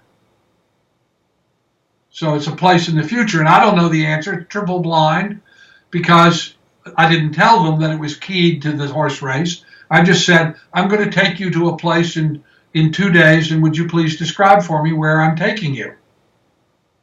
So they did. And it turned out that the place was associated with the 6th horse in the 6th race. So the next night we went to the races with my little 8-year-old daughter, and we bet $2 on the 6th horse in the 6th race, and it won. We won $14. And so we were jumping up and down and screaming and yelling, and my little 8-year-old daughter said, Daddy, if I behaved that way, you'd tell me to calm down. But because we had won, we had demonstrated that that then began a whole idea. I wrote a paper saying, you could use this to predict things like the stock market. Yeah. And Russ and I, who had become friends, he decided to do it with the silver market, and did. Yeah. And got a lot of coverage for it. We did it at Mobius, my lab. We did it. We started with $5,000 and we made $150,000. It ate my lab alive emotionally. What do you mean? Wait, did you invest in silver too, or did you just do the regular market? No, it's Standard & Poor 500. And was Mobius in LA? Yeah. There were two big labs, Mobius in LA, SRI in Palo Alto, three really, and PAIR, Princeton Engineering Anomalies Research Group, back in Princeton, New Jersey. Those were the three big labs doing, there were other people, but there were three big labs doing remote viewing research, and principally it was SRI and Mobius. But PAIR was also doing, they were principally focused on random event non-local generators. Perturbation. Yeah. Could consciousness change the performance of random number generators and things like that? But they were doing remote viewing work too. Anyway, so we did it, and then Hal Puthoff ran another one in which he got $26,000. He wanted to start a Waldorf school. I'd introduced him to Waldorf, and he wanted to start a Waldorf school, and they needed $26,000 for, I don't know for what, and I can't remember. But anyway, they did that, and then a bunch of other people did it. What I learned out of that experience was it was very good for one-offs, but it was emotionally devastating as a regular project, because what happened at Mobius is being the example. We did 42 weeks calling the S&P 500 on Friday, on Thursday. So every Thursday we would predict the outcome of the Friday S&P 500. Did it go up? Did it go down? Did it stay the same? Three outcomes. And after 42 weeks, I realized I wasn't getting any other work done, that all people focused on was, are we going to win this week? And that, that wasn't what I was interested in. So we made $150,000, which was very nice. But I decided I wanted to go on and do other things, and I was just emotionally eating the lab alive, because that's all people talked about. Are we going to win this week? Right? It's addictive. So I say to people that ARV is a very good idea for a one-off. The most sophisticated ARV that's ever been done was done by James Spottiswoode, who worked with Mobius and also worked with SRI, who was in LA, and he picked this winning number for the California lottery, and then was unable to get the tickets all printed out in time for the call. Although he picked it correctly, he didn't win. Oh no. But he did the most sophisticated ARV that's been done. And if I were going to do it again, I would do it. He had a way he developed a way of checking again and again the numbers, 6 numbers you need for the lottery. So he did multiple remote viewings to check the number multiple times to make sure he was right, and was right. It worked. It was as I say, James's ARV was the most sophisticated one that's been done. Now there are people that are doing it and they're having some success, but I think they are also discovering it is not a get-rich-quick scheme. Let's put it that way. Huh. Remote viewing is a technology that you can use to solve primary tasks, but it's not a get-rich-quick scheme or a silver bullet. it's complicated. It's basically it's the same thing as using side scan sonar or ground penetrating radar or proton precession magnetometers. It's a sensing technology. It's not a searching technology. It's finding. You don't do any searching. You just go to the place where it tells you to go, and it's either there or it's not. Let's briefly talk about your books. What you intended. So the Alexandria project. Yeah. What was that about? That was about remote viewing of the archaeological sites? Well, after I did Deep Quest, I was approached by two women historians who said to me, I was actually thinking of doing a project in Italy to find the tomb of, to find a particular tomb. Mm-hmm. But these ladies came to me and said, could you use remote viewing to find the tomb of Alexander and the lighthouse of Pharos and Cleopatra's palace and Mark Antony's palace? I said, well, I don't know, maybe. I could certainly try. Do you know anybody that's willing to fund such a project? And they said, yes, they did, and they did, and so that began what came to be known as the Alexandria project. And in that project, we found Cleopatra's palace, Mark Antony's palace, the lighthouse of Pharos, one of the seven wonders of the ancient world. We also found the tomb, I think, of Alexander, and I believe we know where the bones of Alexander are. But that must wait for the DNA test, and I can't get the monks that have the bones to do the DNA test right now. I mean, at the time there was no DNA. I mean, that's kind of an amazing story, really. The site that the remote viewers picked was underneath the Mosque of Nebi Daniel. Where is that? In That's Alexandria? in Alexandria, Egypt. Yeah. And this is 1979. We're digging under the Mosque of Nebi Daniel, and everything that the remote viewers are telling us we're finding. Were they on site, or were they back in the U.S.? There were 11 viewers, 2 of whom were on site. So the way it works is you give people a map or a chart, and you ask each one of them to locate something on it. Not each gets their own copy, and then you see where they overlap, where the choices overlap, to create what we call a consensus zone. And in this case, the 11 viewers had picked the same place underneath this mosque. And well, did you tell them, like, target 46, or did you say Alexander's tomb? I want you to find the tomb. Please go over this map. My first question is the tomb of Alexander the Great within the area represented by this chart? Second question, if it is, would you please locate it as specifically as you can possibly do that? It's clear. Now you are life-size, you are standing there, you are looking at what you have located. What do you see? What do you perceive?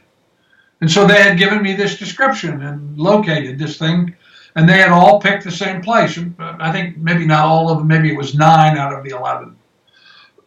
Anyway, we went there, and then because the circles were covered several blocks, and this is a great big city, so they covered several blocks. So then I took the 2 viewers, George McMullen and Hella Hammond, and I took them to the edge of the circle of the consensus zone, and I said to them, okay, we're now at the consensus zone that you selected along with the others. Here's a stake, wooden stake. Would you please walk around this consensus zone and locate very specifically exactly where it is? And they did. And it was this mosque. They hadn't said it was a mosque. They just said it was in this circle and that it was buried underneath a much later building. When we got there, it was a mosque. I didn't know that. So I went to the director of mosques in Egypt and said, I mean, I had a lot of universities involved with this thing. There's a lot of people involved. 5 universities, the Egyptian Navy, the governor, a lot of people got involved. So I said, can I have permission to dig under this mosque? Yes. So I'm digging under the mosque and we're finding what they told us we'd find. And then suddenly in Iran, in Tehran, a bunch of students capture the American embassy in Tehran, and the director of mosques comes down from Cairo and says to me, you got to stop. We don't need an incident in Egypt like the Iranian incident, so I'm afraid I'm going to have to tell you that you can't continue. And that was very depressing. Yeah. And we're driving away from it. I mean, I didn't have any choice. We're driving away. And George McMullen's in the car with me, and he says, well, don't be depressed, Stephen. The bones aren't there anyway. And I said, well, where are they? And he said, well, when they turned the city over to the Muslims, that'd be 641 AD, a group of monks came down from a monastery that's up in the desert up toward Cairo, and they masqueraded as merchants, and they went to what was then a church, not a mosque, and they went to the ossuary, the place where they kept bones, and they gathered up all the bones because they believed some of the bones were John the Baptist. And they took him up to the monastery in the desert. That's where they are. And he was remote viewing all that. Yeah, and wow. I thought, wow, oh yeah, you can actually listen to it. You can go up to YouTube again and do a search on the Alexandria project and watch it happen. Wow. And I said to him, well, but George, I mean, this is pre-DNA. Even if that were true, how would I know those bones from anybody else's bones? Right. And he said, oh, it's simple. I said, oh, yeah? How's it simple? He said, well, when Mark Antony came to be with Cleopatra, he went into the Soma, that's what the tomb was called, and he had him open the coffin, and he took off his red Roman war cape that Roman generals wore, and he had him put it on the body as a way of showing that he was the heir to Alexander. And after the Christians took over the city, they didn't care about the tomb of Alexander because it wasn't Christian. They didn't care about that, so they didn't take care of it. And water leached into the coffin, and the water seeped the red dye from the war cape into the bones. Wow, that's pretty concrete. So what you're looking for are some red stained bones. Wow, that's amazing. So I said, oh, well, wow. But, what are you going to do with that? Anyway, a couple of weeks later, I get a call from NBC, and they say, you have the only archaeologically trained film crew in Egypt. Could you go up? There's a bunch of monks at a monastery out in the desert up toward Cairo, and they think they found the bones of John the Baptist. So would you go up and film it for us? So I said, yes, okay. So we went up to the monastery of San Makarios in Wadi Natrun, this oasis, and there's this big, it looks like a fortress, or a big prison maybe. Anyway, it only has this one little door. And I went up, knocked on the door, and this monk opened the door, and turned out to be the prior, a guy named Father John. And I said, I'm up here to film you've discovered the bones of John the Baptist. And, oh, yes, we think we have. And, well, I'd like to film it. Would that be okay? Yeah, that'd be okay. And so he took me, we went into this, inside of this fortress, and it had chapels and the courtyards, and it was a big space. And I said to him, how did you find these bones?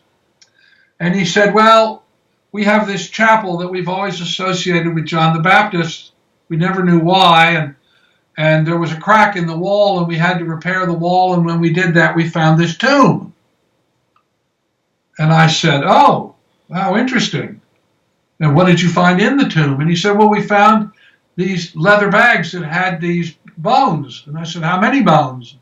He said, oh, the bones of about 14 people, we think. I said, oh, that's fascinating. Do you know where the bones came from? He said, oh, yeah, we know exactly where they came from. I said, where? He said, they came from underneath the Mosque of Nebi Daniel. Oh, gosh. And I said, what?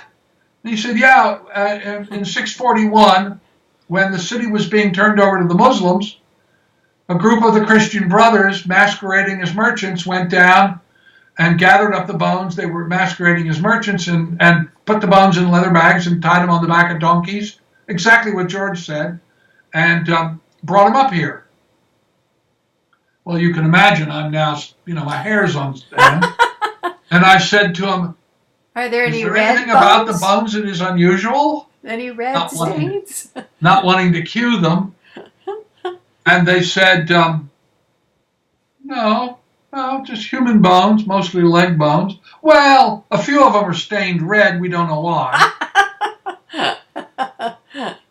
And so, wow, but there was no way to check it. There was no DNA at that time.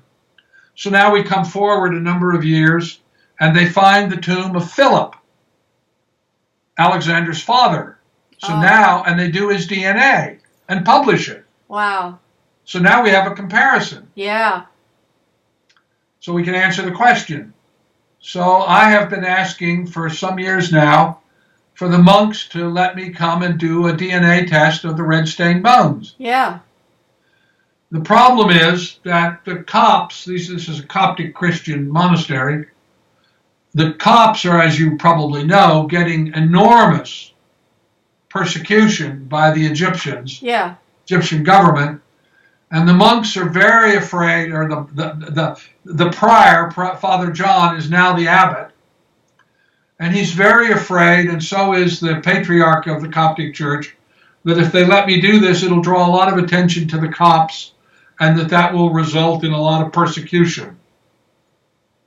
So they don't want to do it, but the younger monks do want to do it. Mm. And so I don't know whether I'll get to do it, but somebody will, and we're going to find out whether those red-stained bones at the monastery of San Makarios in Wadi Natrun are in fact the bones of Alexander the Great by testing them against the bones of Philip of Macedonia. Right. Wow. And then what made you leave LA?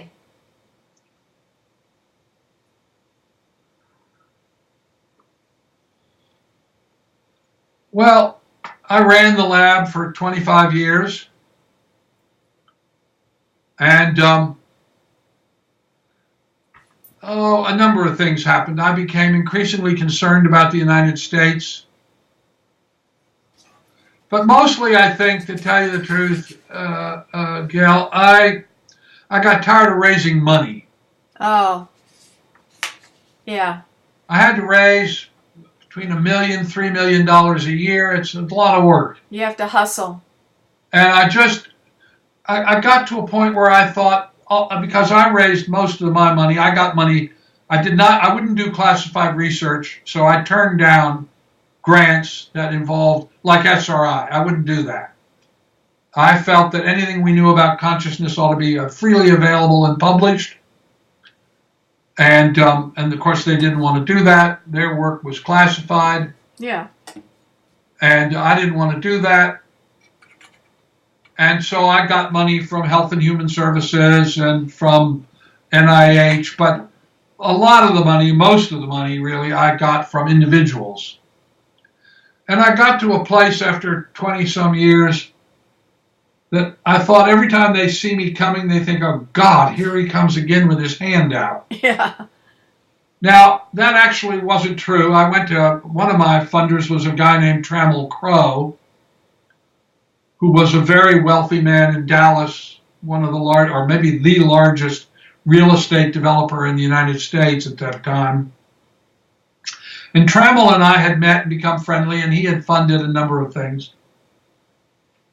And I went to see him one time in Dallas in his offices, and I was in his office with him, and he had an open floor plan kind of office. So he's in this kind of glass container that's surrounded by a big open office with all these people working.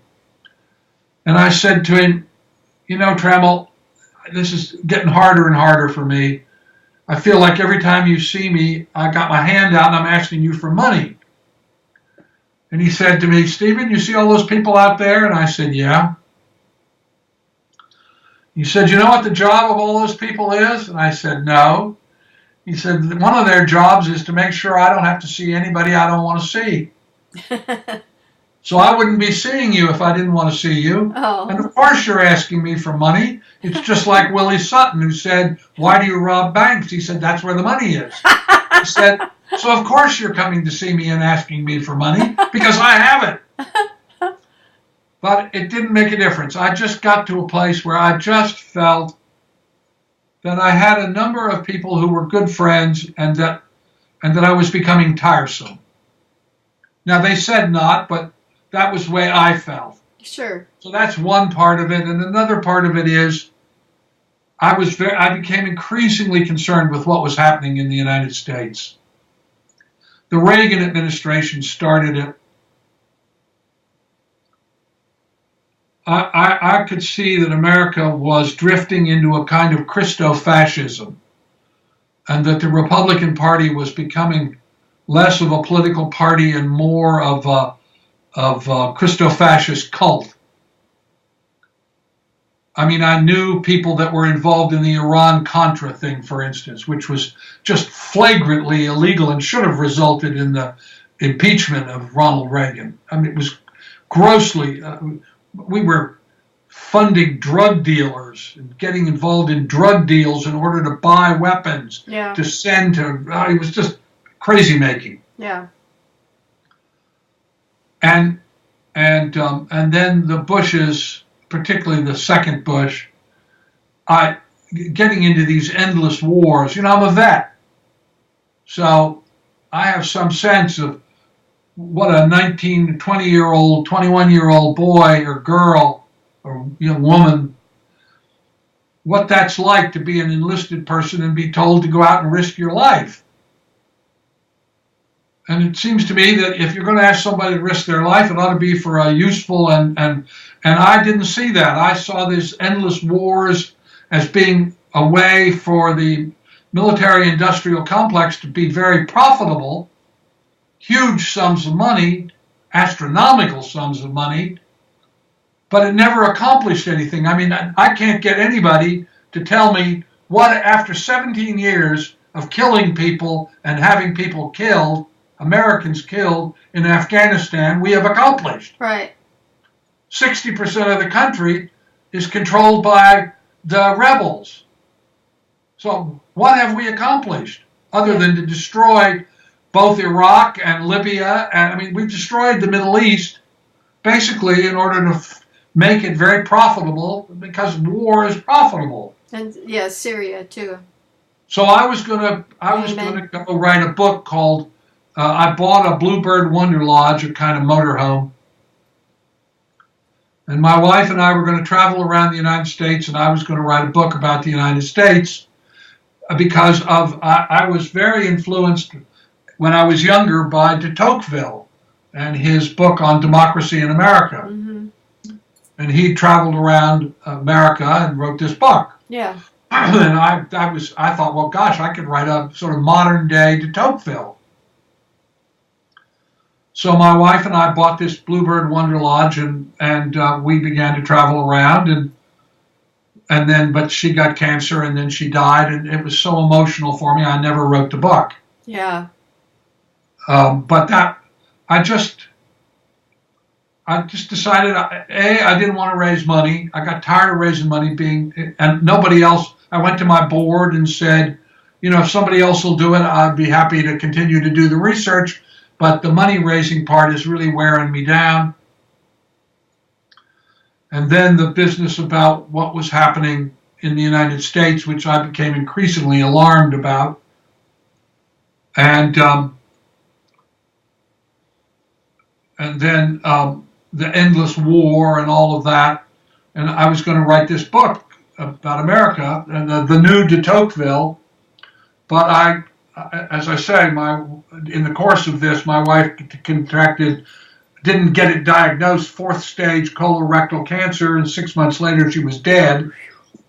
Ouch. And that was just incredibly emotional for me. Yes. And I just adored my wife, and I just couldn't write the book. Right. Because it was associated with her, kind of. Yes. Yeah.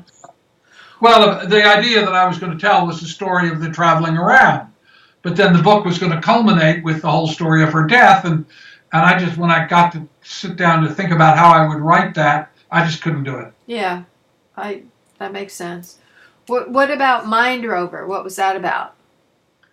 Mind Rover was, I was approached about an academic book, which I did by a publisher in Charlottesville. And I'm going to do it again, actually, because it's out of print. It was all the archaeological papers. Mind Rover is remote viewing, exploration with remote viewing. And so it's all the papers. Now, I have put the papers, and I guess we should tell all your listeners, all of my papers can be found by going to academia.edu or ResearchGate, and they're all, I made sure that you can download them for free. That's so great. You can get all the archaeological papers and all the healing papers and all the creativity papers and all the meditation papers and all of that and all the social transformation papers. They're all up on academia.edu or ResearchGate. And there's a lot on your website, too. A lot on my website. You can go to Amazon.com and get any of my, search on my name. You'll get all my books. I've started writing novels because I realize the next generation don't read a lot of nonfiction. They mostly read novels. And so I decided I could put the same information in the novels that I put in the papers. So I continue to write papers and nonfiction books, but I also write novels now. And I like that. The Classics of Consciousness, was a series of papers? Classics of Consciousness, no, that is Russ Targ's project. Russ decided a number of years ago to put together what he thought were the most important books that had been done in parapsychology, and Secret Vaults of Time is one of them, and as are a bunch of others. And he put together Classics in Consciousness and made a deal to have them all published. And I agreed to let Secret Vaults of Time be included. Mm-hmm. And then Opening to the Infinite? Opening to the Infinite is everything science knows about how to do remote viewing. Oh, wow. It's a book that teaches you how to do it, what you can do with it, what it's telling you about what you are and who you are as a human being. I think I read in one of your articles that that you couldn't teach someone to do it. You either had the facility or you didn't to remote view. Not in one of my books. Okay. Remote viewing is a talent that is spread through the population like every other human talent. It's a bell curve. There's a few people at one end who are really, really good at it. Yeah. There's a few people at the other end who just don't get it. Right. And most of us fall somewhere in the middle. You can't train it in the sense that, like learning a formula, But what you can do, because the key to remote viewing is the ability to attain and sustain intention-focused awareness. So you start meditating, and in Opening to the Infinite, I teach a way of meditation that is designed specifically for people with modern minds, because most meditation techniques developed centuries or thousands of years ago when people lived in a very different kind of culture. It was slower and quieter. Yeah, slower and quieter, exactly. So I created a technique called Meditation for Modern Minds, and you can go to my website, and I made a CD out of it that people can get that'll teach you how to do it. In 8 Laws of Change, you also have a chapter on how to meditate with a phrase that kind of encapsulates a goal. Yes, same thing. Okay, and do you do that every day? Every day. For 50 years. My wife and I meditate every day.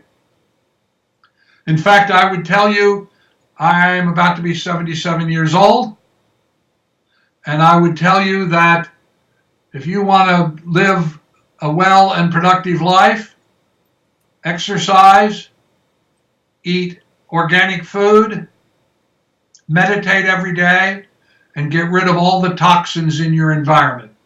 All the soaps and toothpastes and cleaning solutions and anything that has toxins in it, and use nothing but natural products. You're in front of the computer a lot for your report. How do you deal with that kind of EMF radiation? I don't worry about it. I don't either. Did we mention all your books? Oh, we didn't really... I don't know. The novels are Awakening, the first one, a novel of aliens and consciousness. The second one, which is the first of a series, the Michael Gillespie Mysteries, is called The Vision. It's a novel of time and consciousness. And I'm about to publish the third one called The Amish Girl, which is the second volume of the Michael Gillespie Mystery Series. And it's a novel of death and consciousness. It's about survival after death? No, it's about, it's about to come out. It's based on a true story, which Nova actually made a program about, or included in a program, I guess that's the way to put it. It's a story about the disappearance of a young Amish girl. And did they find her? Yes, we found her. The remote viewers found her. Oh, this is true. It's not the fiction. It's fiction. I've fictionalized it but it's based on a true story. Okay. And then the novel of aliens, do you think there are aliens? Yes. Have you chatted with any? No. You have to read Awakening. I think almost everything we think about aliens is wrong. If they were all the Star Wars and all the rest of it, that's all nonsense. If they had militaristic or invasion in mind, they would have done it years ago, centuries ago. We wouldn't be able to resist. That's not what's going on.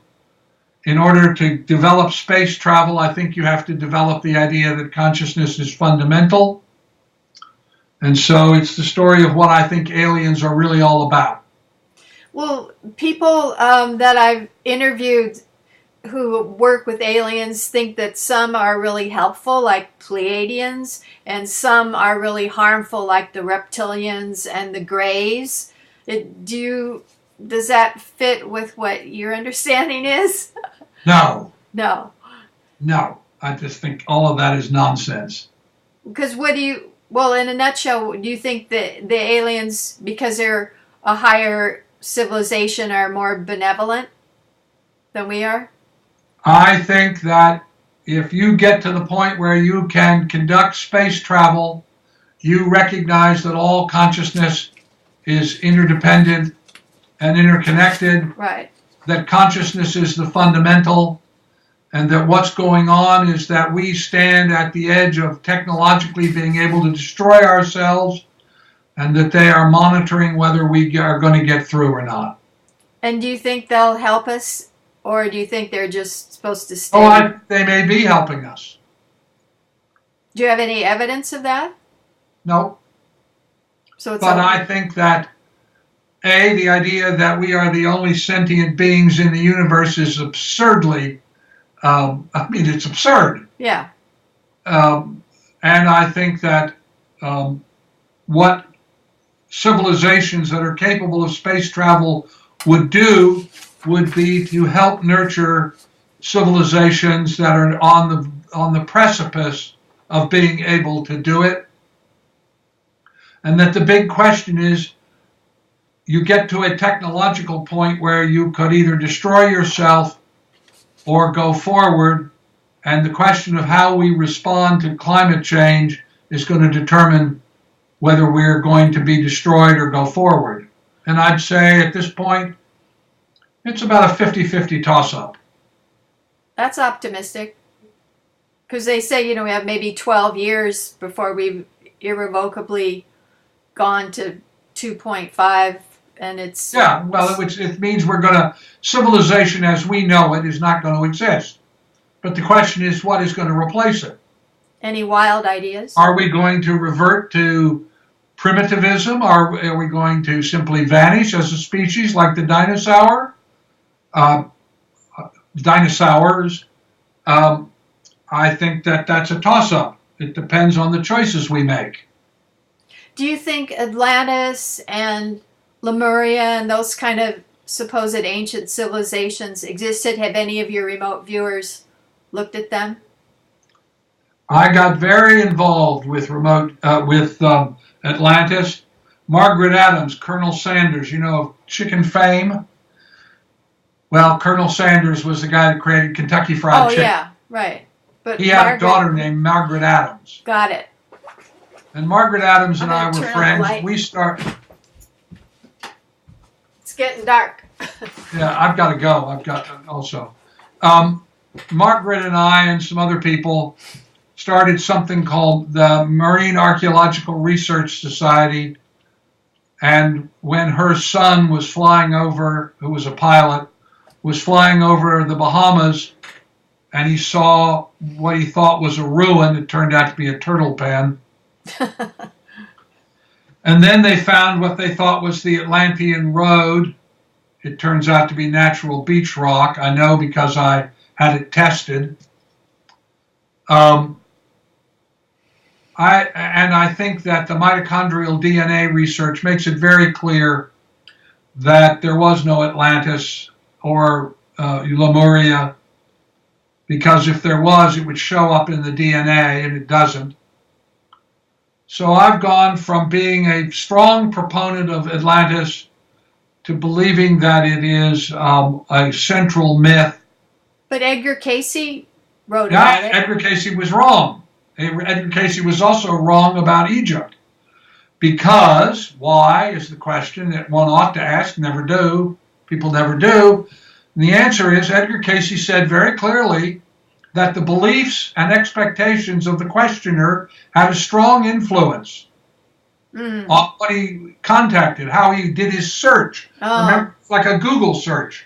So, in non-local consciousness, a strongly held belief is as real as an actual thing. That's profound. And so when he was asked by them, all the people that asked him about Atlantis were fanatics on the subject.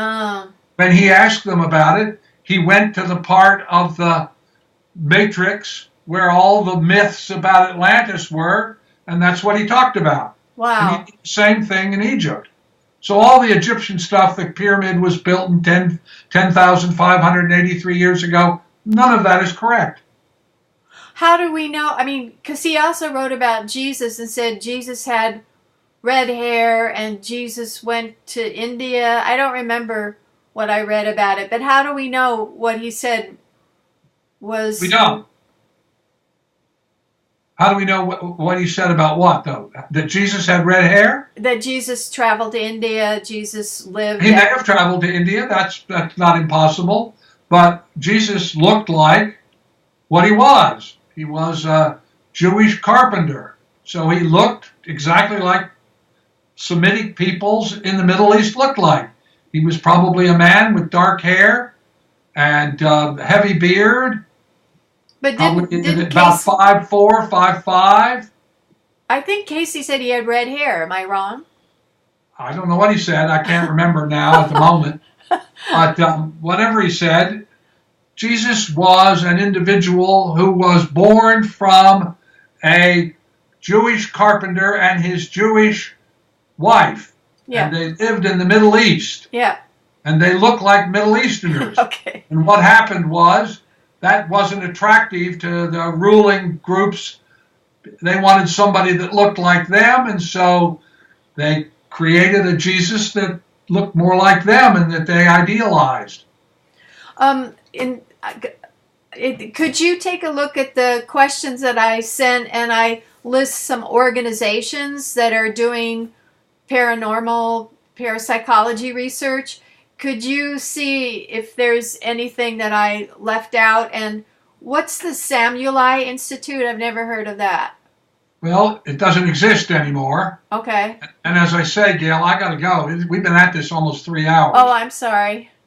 The Samueli Institute was founded by Henry and Susan Samueli, and it was the largest holistic consciousness research foundation in the United States. Oh. But when the Republicans cut, with the sequester, cut all the research money, and then in the next Congress, they cut the money back even further, the Samuelis said, well, if nobody else is willing to support this, we're not going to do it either. So they quit. Oh, my. Did I leave out anything that's going on now, research organization that's juicy? I don't know. I can't remember. If you... let me get the email. I don't know. Hold on. Okay. Okay.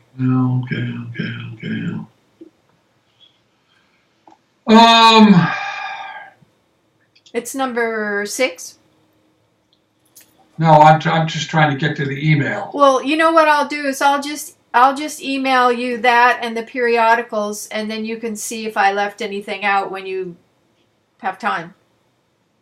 Okay, but hold on just a minute. Let me see if I can find this. Okay. All right, here's everything you've sent me. My notes for tomorrow. Okay, that's it. Yeah. Number 6. Organizations. Well, number 6 says, what does your published work focused on? That's not what... Well, it's okay. It's after that. Right after that. And it says organizations. All right, organizations. Organizations. Mm-hmm. The Institut Metaphysique is the oldest French consciousness research, founded by Charles Richet, who won the Nobel Prize for discovering anaphylactic shock. Oh. ISM, the International Society for Subtle Energies and Energy Medicine, of which I am a co-founder. Yeah. I don't think it exists anymore. Wow. IONS, the Internet, which I assume you mean the Institute of Noetic Sciences. Yeah. Where Dean Radin is the chief scientist. You know, that's probably the biggest lab currently working in the United States. And the philosophical, that now I'm reading about Philosophical Research University. Did the after Manley died, it was taken over, and it's nothing. Rhine Research Center has continued. John Caruth is the director. I was the executive director for a while, and they do some research. They have some good people. They don't do a lot of research, but they have some. Parapsychological Association, of course, is the organization which deals with all the people that are doing parapsychological research, a word I don't like either, and it's quite happy and plugging along, doing well. Samueli doesn't exist. The Society for the Anthropology of Consciousness, of which I am the last living founder, is going along. I made it when I was the president. I got it part of the American Anthropological Association, and it's going along. Society for Consciousness Studies, of which I'm on the board, and then one of the founders was started by Leslie Allen Combs, and it's doing quite well. They have a big conference coming up in Yale. British Society for Psychical Research is doing what it's always done. It's the oldest organization. Harvard Mind Body Medical Institute. I don't know enough about that to have an opinion. Have I left out anybody that should be on that list?